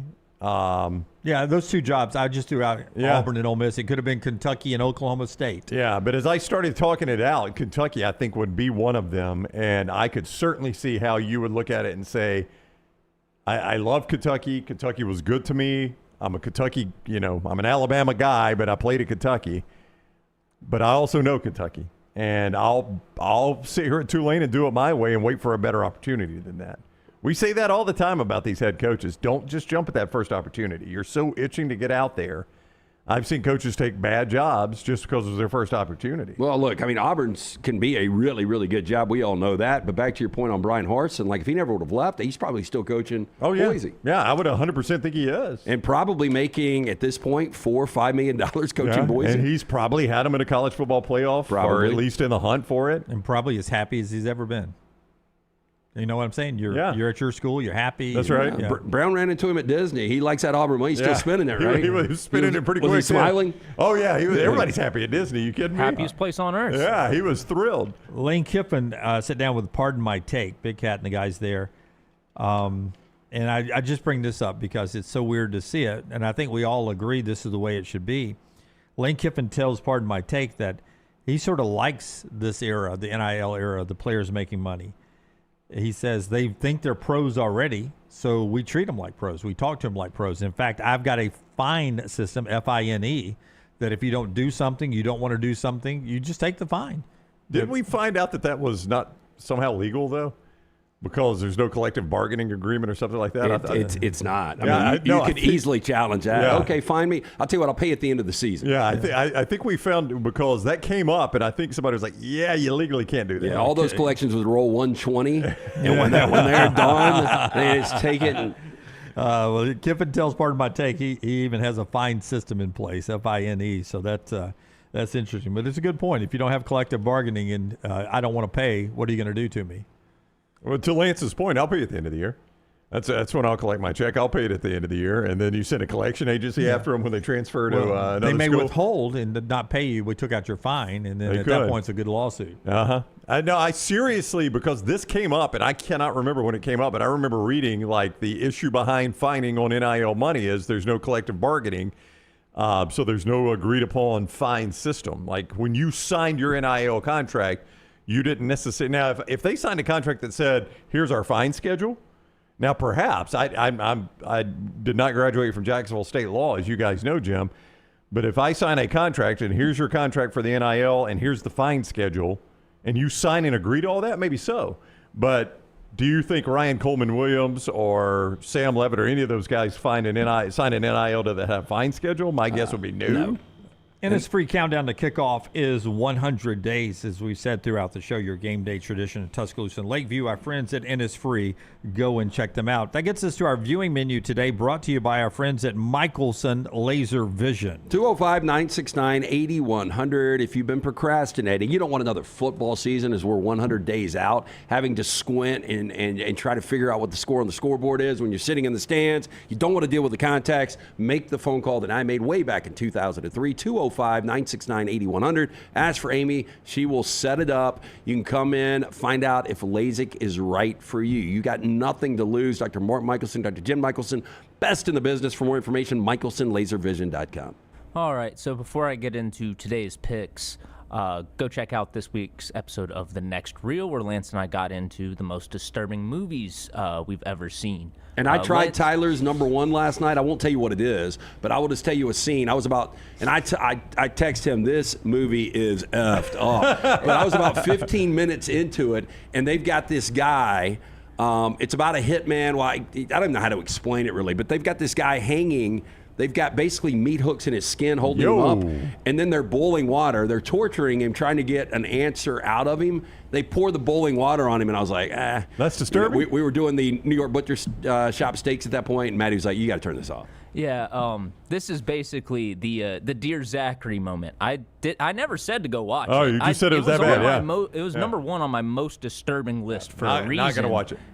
Guess what's got it available? Almost all of our most disturbing. Tubi. Yeah. But yeah, Lance watches some of it and goes, well, that was unpleasant. So I told you it was. Yeah. I wasn't mad. I gave it a shot. But I'm just like, they're just trying to outdo themselves on like sensational, over-the-top torture scene after torture scene. Before Tubi came along, the place to find that movie was a website called effedupmovies.com. Oh my God. I believe it. That was how I found it. But you know what's crazy is like once you watch a movie like that, then Tubi, the suggestions they start giving you. This guy's deranged. Let's give him some suggestions. But there's a movie called Pusher that I'm about to check out because of that. This is drug dealing stuff. I don't think there's any torture in it. So that's clean. Okay. Yeah, well, I mean, I assume that movie doesn't have somebody like shoving ice picks into his ears. Let's hope not. You didn't even make it to that part. I saw some ice picks, not in the ears. Well, today we've got a little bit different selection. The Mandalorian and Grogu movie is out today, and that is the biggest release of the weekend. Oh, I saw the preview yesterday. It looks miserable. I was telling Tyler, it's upsetting. You're not on board, Jim. I said, they are saying, the article I read a couple of days ago, it will be the worst reviewed, movie that in the entire Star Wars franchise. The last one was the Skywalker thing. What was it? The Rise of Skywalker, yeah. I don't know if it'll be as bad as that. So as a non-Star Wars guy, basically it's Baby Yoda? Yes, it Is is. his backstory? It is a younger version of someone in Yoda's species. It is not Yoda though. It's set after the original trilogy. Okay. All right. Have you seen the Rotten score right now, or the tomato score? I haven't. Let's pull it up. I real got it quick. right here. It's 61%. That's not, it's not good. I but- mean, it's a Star Wars movie. It's not going to be a 95% critically rated. Yeah. All I said when we sat down, 4:05 showing for Hail Mary, Project Hail Mary, I sat down with my large popcorn and my large Diet Coke, sharing the popcorn with Maggie. And after the first two previews, I leaned over and said, good to be Zendaya's agent right now. First two previews was Spider-Man, whatever Spider-Man this is with her. Dune 3. And then Dune with her in it. And I was like, Zendaya's making some money this year. Did you like the movie, Project Hail Mary? Oh, I enjoyed it. I don't know if it's best movie of the year. Probably the best movie I'll see this year. You've seen this year? Yeah, probably the best movie I'll see this Hey, year. I wonder, I know someone, a female, who went on a date with someone she was dating to that movie. That's how you do them, yeah. And he cried. And they are now ex. Did she break up with him because he cried? I think that played a role in it. I cry really easily. No. I cry really easily. Yeah. She cried in Project Hail Mary? He cried in Project... Yeah, the date, and she did not. I cry real easy. Did you cry when the popcorn ran out? I was disappointed. That is disturbing. Because I eat my large popcorn when I'm sharing it with Maggie. I eat it to get to a good level where I'm not hungry anymore, because it is 4:05, so I'm pre-dinner, post-lunch, so it's a good snack time. But how many times do you go back on the popcorn? Like, I'll eat, like, during the previews, probably stop for the movie, then I'll go back like 3 or 4 times during the movie. Here's what I love to do. I'll eat, and then she seems to take out a little bit of after I'm finished eating, but she doesn't like the crunchy leftover parts that are heavier and fall to the bottom, which is my favorite part. Like, if you could take, like, some people only like the top of muffins or cupcakes, and some people only like bottoms and things like that. I'm the guy, if you could sell me just the last few bites of a bucket of popcorn and make that my whole bucket, I would love it. I like the half popped, the really crunchy, burnt ones. So that's when I tap out of it. So with Champies, you're a breast guy, and with popcorn, you're a bottoms guy. I am. I mean, it is like the good is popcorn's okay, but when you get down to what my wife would call the dregs, like, she literally hands it back to me. Your favorite part? Here are the dregs. I mean, it is the dregs. But do you butter I've never buttered the popcorn. Add butter to it? No, it's too buttery. God, I see people jam it on. The oil they use at the theaters gives me heartburn. Oh, I love that. Where they hold it under the thing. Oh, I do that all the time. But I tell them do it in the middle too. Awful. What a disaster! A disaster. The multi-flavored dispensing machine is. Yeah. The drinks. You don't like the Coca-Cola freestyles? But you got to let it run for about 10 seconds. Yeah, I run the water. Yeah, you hit water and let it run through for a little bit to cleanse the palate. I'm sorry, I don't use water. I'm trying to get to my best part of Diet Coke. I'm using Diet Coke to get whatever flavor was out first. If Tyler, but Diet Coke was flat. It was flat. So I went to my second favorite choice, Coke Zero. Was spot on. Yeah. But it was flat. I was like, how do we get this wrong? It's Diet Coke. It is the most popular drink in America. Yeah, did you go tell him it was flat? I did not. I would. If Brown was Tyler and he went to the movies like you with that butter, I'd weigh a million pounds. No, your heart would have exploded. Yeah, probably so. Because that's not even real butter. That's just oil. Oh, I know it is. But no, I actually like the caramel corn better than the popcorn. That's what I get when they've got it popped. Your name came up, though. Oh, okay. Because, after... who's the red-haired Australian lady that did that nice thing? Nicole Kidman for the pandemic that they still run. Red-haired nice lady. Well, she did it for free. Red-haired Australian lady. She'd come back to the movies, blah, blah, blah. Then it was like, hey, for what's the name of the theater? ACM, what is it? AMC? AMC. For all our AMC Plus members, people that see movies 4 times or more a week, blah, blah, blah, blah, blah, or a month. I forget what it was. Yeah, the A-listers. The A-listers.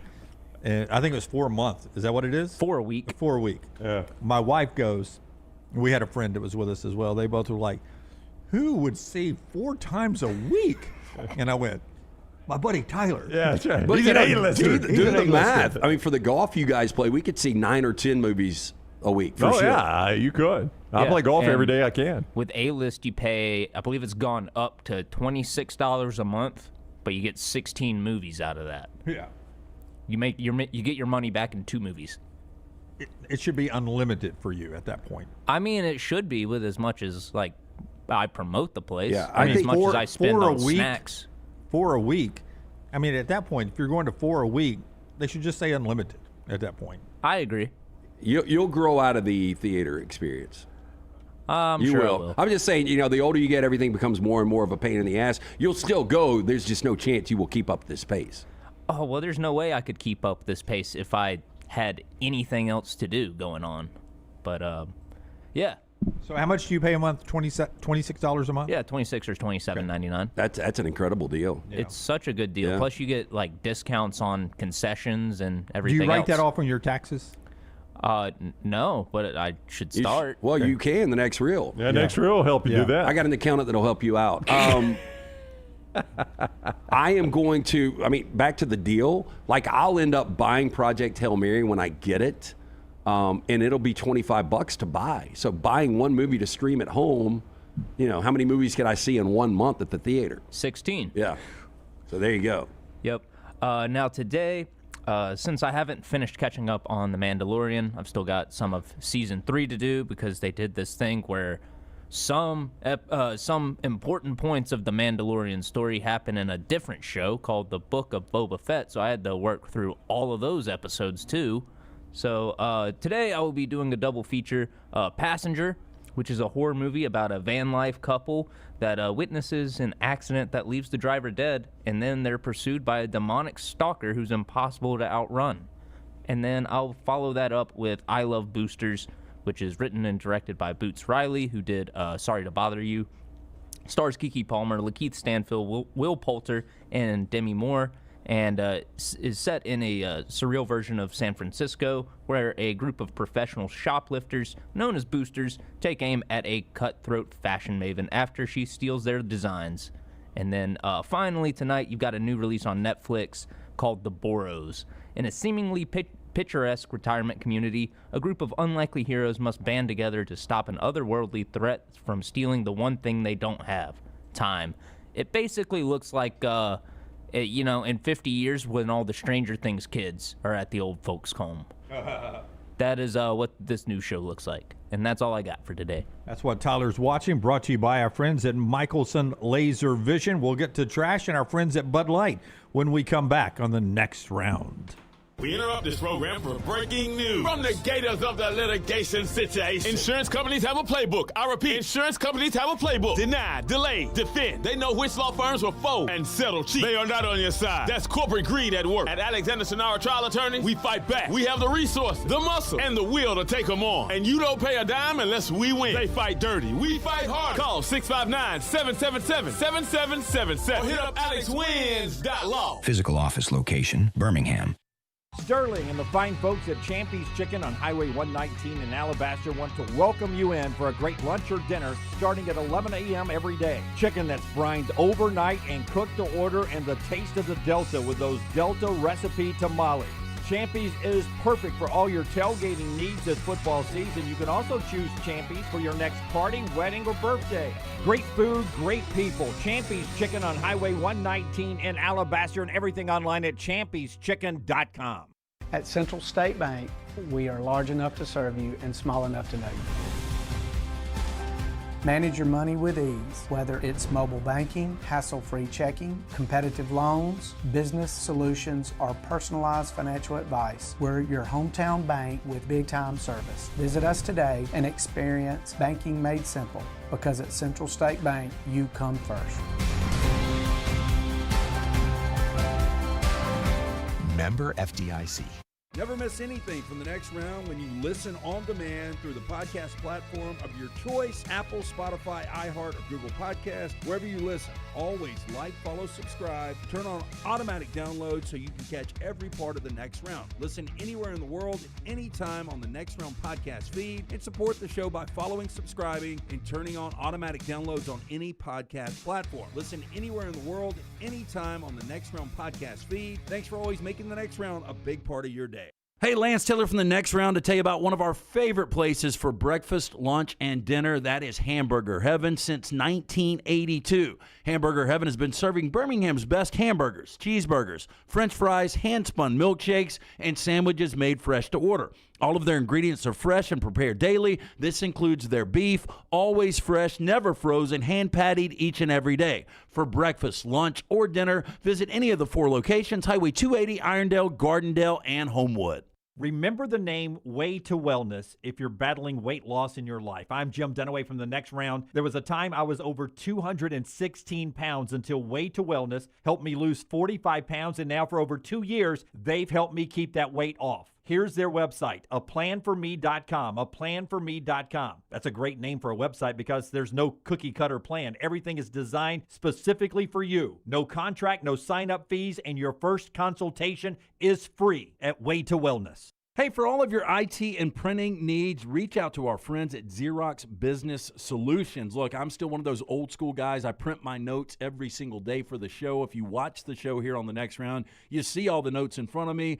From day one, Xerox Business Solutions, they've been with us here at the Next Round. Local for over 45 years. For all of your IT and printing needs, visit XeroxBusinessSolutions.com or call 205-969-3000. That's 205-969-3000. Hey, there's nothing worse than waking up to a plumbing problem. Don't get caught in a flooded house. Call the guys at Hemp Hill Services. Adam, Chad, and the team at Hemp Hill are the only ones I trust to fix it and fix it right the first time. Hemp Hill Services does it right and always at a fair price. For all of your plumbing, cooling, and heating needs, trust the name that Birmingham has trusted since 1954. That is Hemp Hill Services. Call now, 205-229-2090. That's 205-229-2090.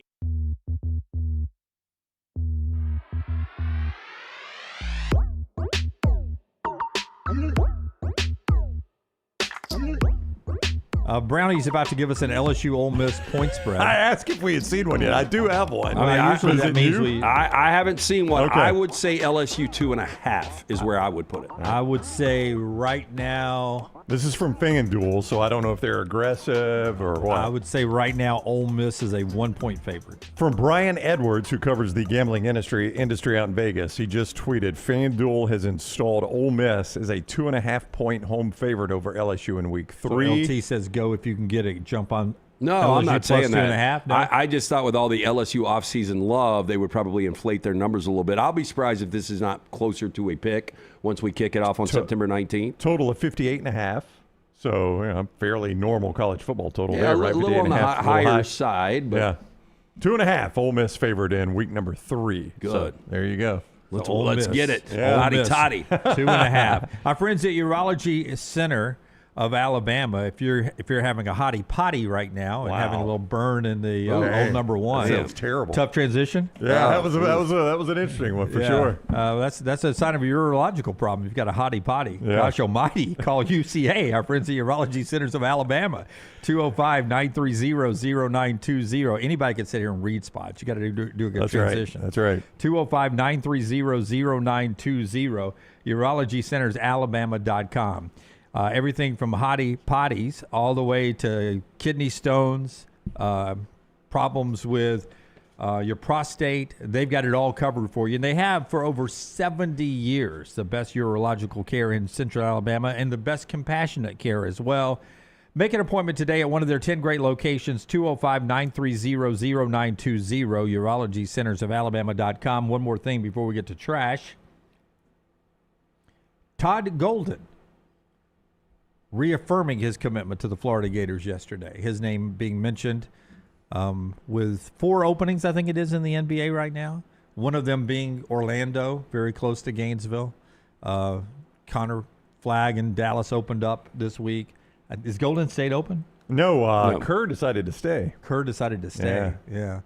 But I think there's 4 openings right now. But if you're Todd Golden, I mean, it's easy. You look at a former Florida coach that basically has disappeared into the abyss after early years with the Thunder and Billy Donovan, who just left the Bulls. I would make calls to Rick Pitino where it didn't work out, John Calipari, Fred Hoiberg. I mean, there is such a long list of these guys not being able to make that transition. He has got arguably the second or third best job in college basketball. Why would you leave? He's got arguably the one roster. or 2 or 3 best rosters. Yeah, and I think Chilu's going to come back. They're going to be preseason number 1. Yeah. So why would you leave a preseason number 1 team? I mean, it would have to be a very appealing NBA job, a very, very appealing NBA job for you to leave right now. Otherwise, just keep playing and wait till an appealing job comes open. Like an appealing job would be the San Antonio. Like Mitch Johnson just got that job, but like if Pop was retiring this year and they didn't have a natural Obviously with successor, Wemby, when what you've got with Dylan Harper and that young roster, that would be an appealing job that you would take a look at because you could go for a decade and win multiple championships. Cooper Flagg in Dallas, no? Maybe. Not enough for you? No, I think, but to leave Florida, I don't know. I mean, I think Cooper Flagg is really, really good. Will they win championships? I'm not so sure. I mean, Wembanyama is going to win championships. 2 more things before we hit the trash open. One of those, I don't know how quickly Forrester can pull it up, but Judge Philip Hayes, who we introduced you to yesterday, that's right, standing next to the Guns Up Texas Tech mascot, announces yesterday, after that widely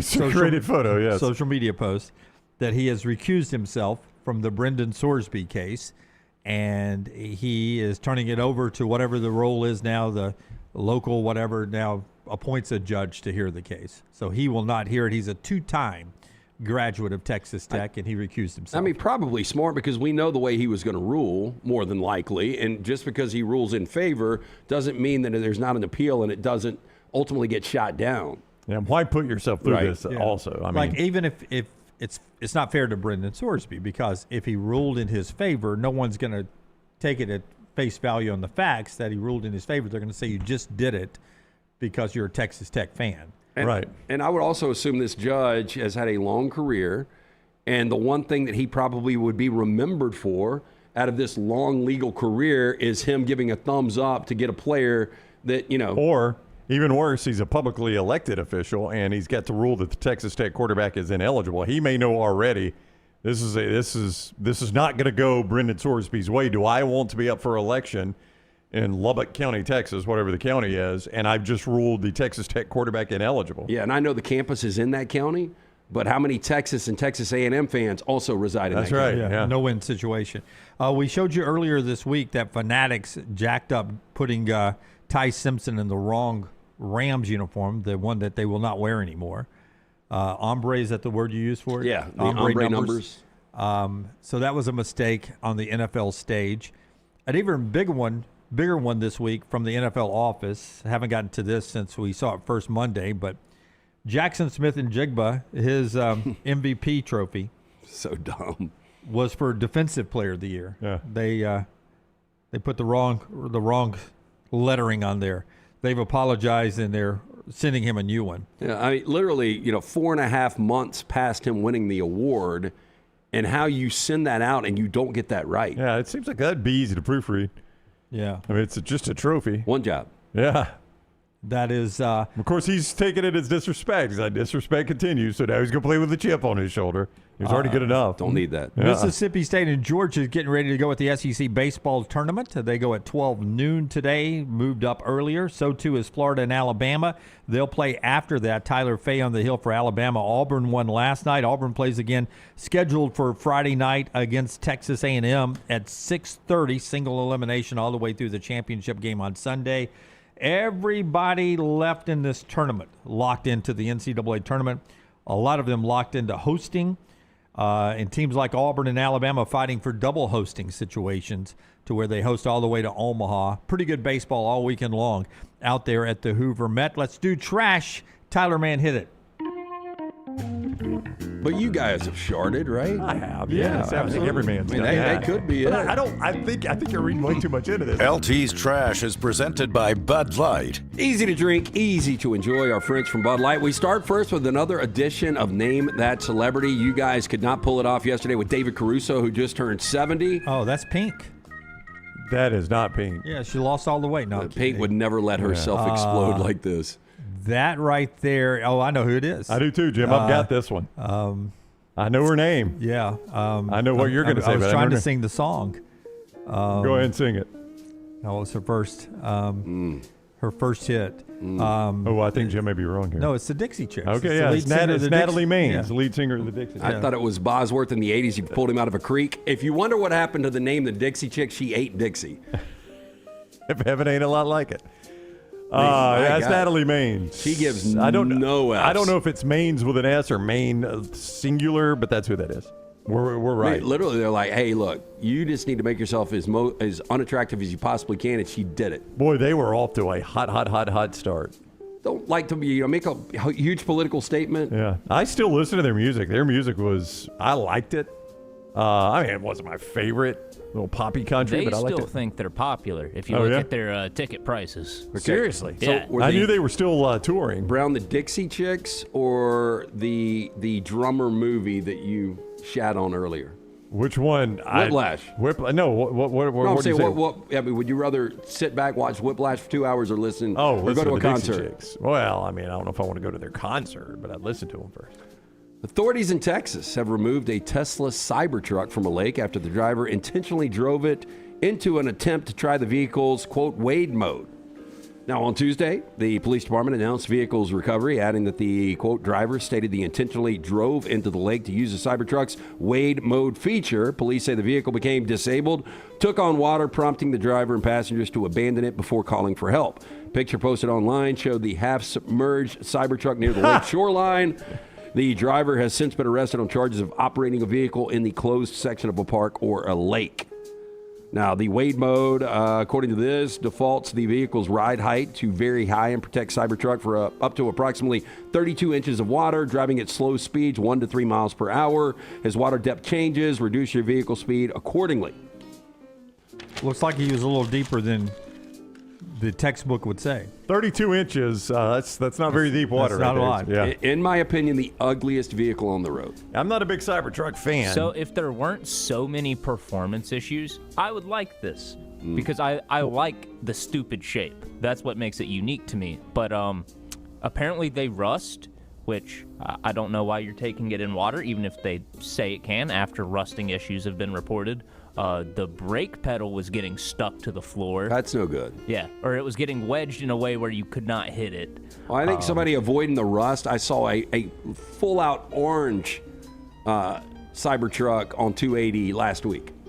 I saw somebody with a purple one a few weeks back. I gotta tell you, I don't believe your insurance carrier is going to cover this one. I don't think so You're in either. trouble on this. Man from West Virginia has been arrested for constantly making calls to the police over zombies, aliens, and ghosts, as well as pretending to be a cop himself.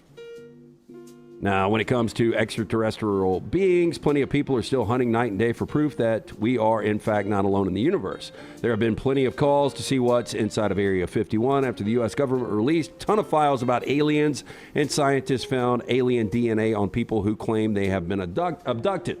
However, one in West Virginia, a 33-year-old man, has been leading a one-man charge with the local police department, claiming to have seen aliens up close. Now, according to Fox News, this is 33-year-old Clinton Nealon. He was arrested May 17th on 2 charges, misuse of a local emergency telephone system, and number 2, impersonating a law enforcement officer. As per Fox's report, police say that Nealon had called them multiple times, claiming to have seen aliens as well as zombies and ghosts at his home. On top of that, he claimed that he was an active police officer. Now, he is not an active police officer, as you can imagine, and was arrested on both charges before being detained on a $2,500 cash-only bond. See, I think our error is the aliens are not going to look like that. I'm on to this. I think Clay brought it up On to this. The aliens are actually time travelers from the future. Had you ever heard that before? Nope, I had not heard I that had never theory. heard But that. the more I think of that, the more it's believable to me than the fact that there are aliens. No, that's the exciting other theory if is that that is. it's interdimensional, and that there are some aliens that are basically demons, and then some that you might perceive to be an angel. Yeah, I don't know if I'll buy that one. If we do have time travel, what is the risk going to be associated with time travel? Like you, obviously, every time you get on a plane, you risk that the plane is going to go down. There is risk there, yeah. I would think the risk is going to be pretty high for time travel, especially early on in the infancy of time travel. Big risk is you don't get back. I don't know how this is powered. Or the big risk is your mom has a crush on you. That did happen. Yeah. Calvin. Yeah, it did. British court sentenced a truck driver to prison after smuggling $9.4 million worth of cocaine in a shipment of underwear and clothing from Skims. Now, the interesting thing, what do you think is more expensive, Skims or the cocaine? It might be about the same. This is the Kardashian brand? Yeah, Kim Kardashian's shapewear brand. Now, the National Crime Agency said Jacob John Konkel, 40 years old, was driving a truck carrying 28 pallets of Skims clothing from the Netherlands when he stopped by border officials in September. Agency said Konkel had been stopped on the way to collect 198 pounds of cocaine, and the truck had been specifically adapted so he could hide the drugs wrapped in 2.5-pound packages in the compartment of the truck's back door. Konkel said he agreed to transport the drugs for a payment of $5,243, according to the agency. He was sentenced to 13 and a half years in prison for drug smuggling. Risk versus reward. If he wants to risk, smuggling drugs for a couple of $1 million, but he gave up 13 and a half years of his life for $5,200. That is insane when you put it that way. I mean, that's crazy. Yeah. I guess you just assume police aren't going to pay attention to a Skims shipment. I mean, is that what you're thinking? They're obviously not thinking clearly, but I guess that would be the way you figure that one out. I don't know. And now there's a new conspiracy theory from this story.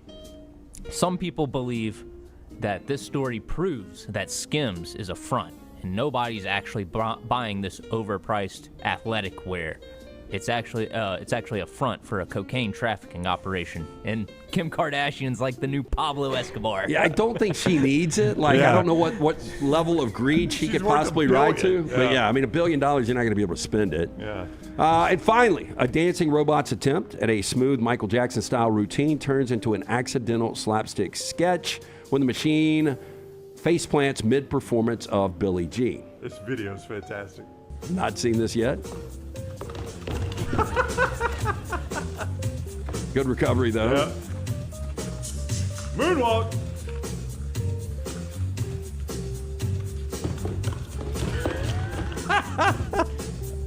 And we have so many faults with the robot and the AI right now. I don't know about you guys. I mean, look, I understand it might be pretty impressive. You can program a robot to do this, but the impressive thing is somebody that can actually dance like that, right? Yeah. Not a robot. The human factor is always more important. Damn, he's dragging his ass off.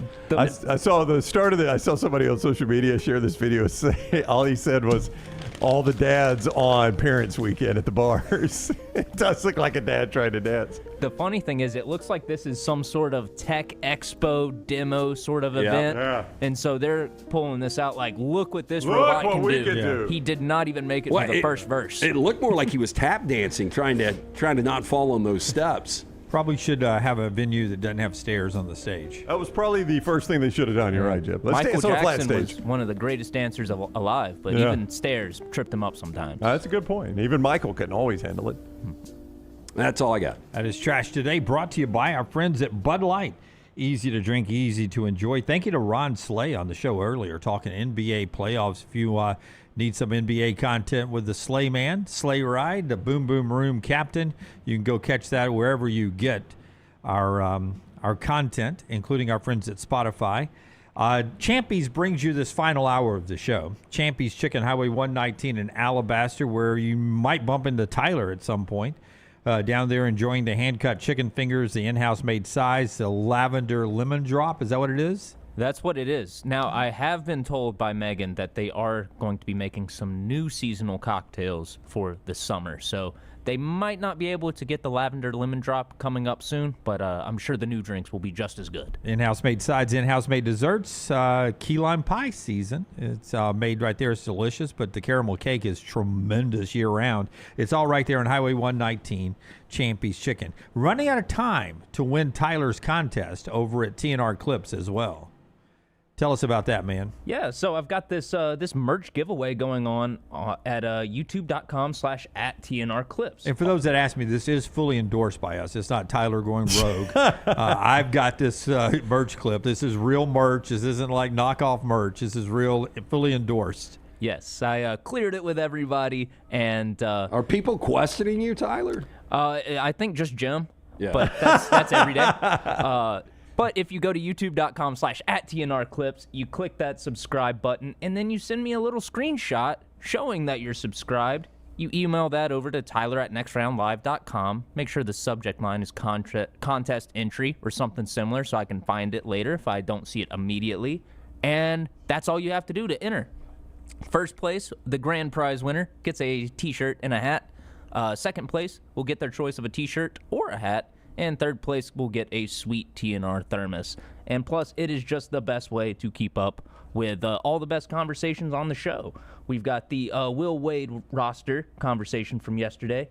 We've got how the AP poll, number 1, is wide open. You got the CFP expansion debate going on. And y'all talking about the new SEC coaches. And don't forget the buy and sell segment up in the upper left. Oh, Who look at could that. forget the buy and sell segment up That's here? That's SEC buy and sell. We've done another since then. And color coordinator, buy and sell. That's Sell right. spelled correctly. I would have misspelled it. I would have put SALE up there. I would have misspelled that thing totally. See, that's why I'm cutting the clips. That's why you're cutting the clips at TNR Clips there. And push some of our viewers here over to the next reels as well. What are you guys discussing there if you missed it earlier in the show? So this week we talked about our top 5 most disturbing movies. Lance ended up watching one of them last night and tapping out 15 minutes in. So some of them are pretty dark, but we also talked some more mainstream ones, and one that I actually would recommend to the audience. So go check that video out. Yeah, help us out to go over there and watch all the other content on our platform there. And subscribe to the pages and set up the automatic downloads when you're prompted to do that. We appreciate you guys so much. We're back with you tomorrow, 9 a.m. Central Time. And remember, no show on Monday for Memorial Day. So one more show tomorrow. Then we'll take Memorial Day weekend off and see you on the following Tuesday. 100 days till college football. Until next time, God bless you. God bless America.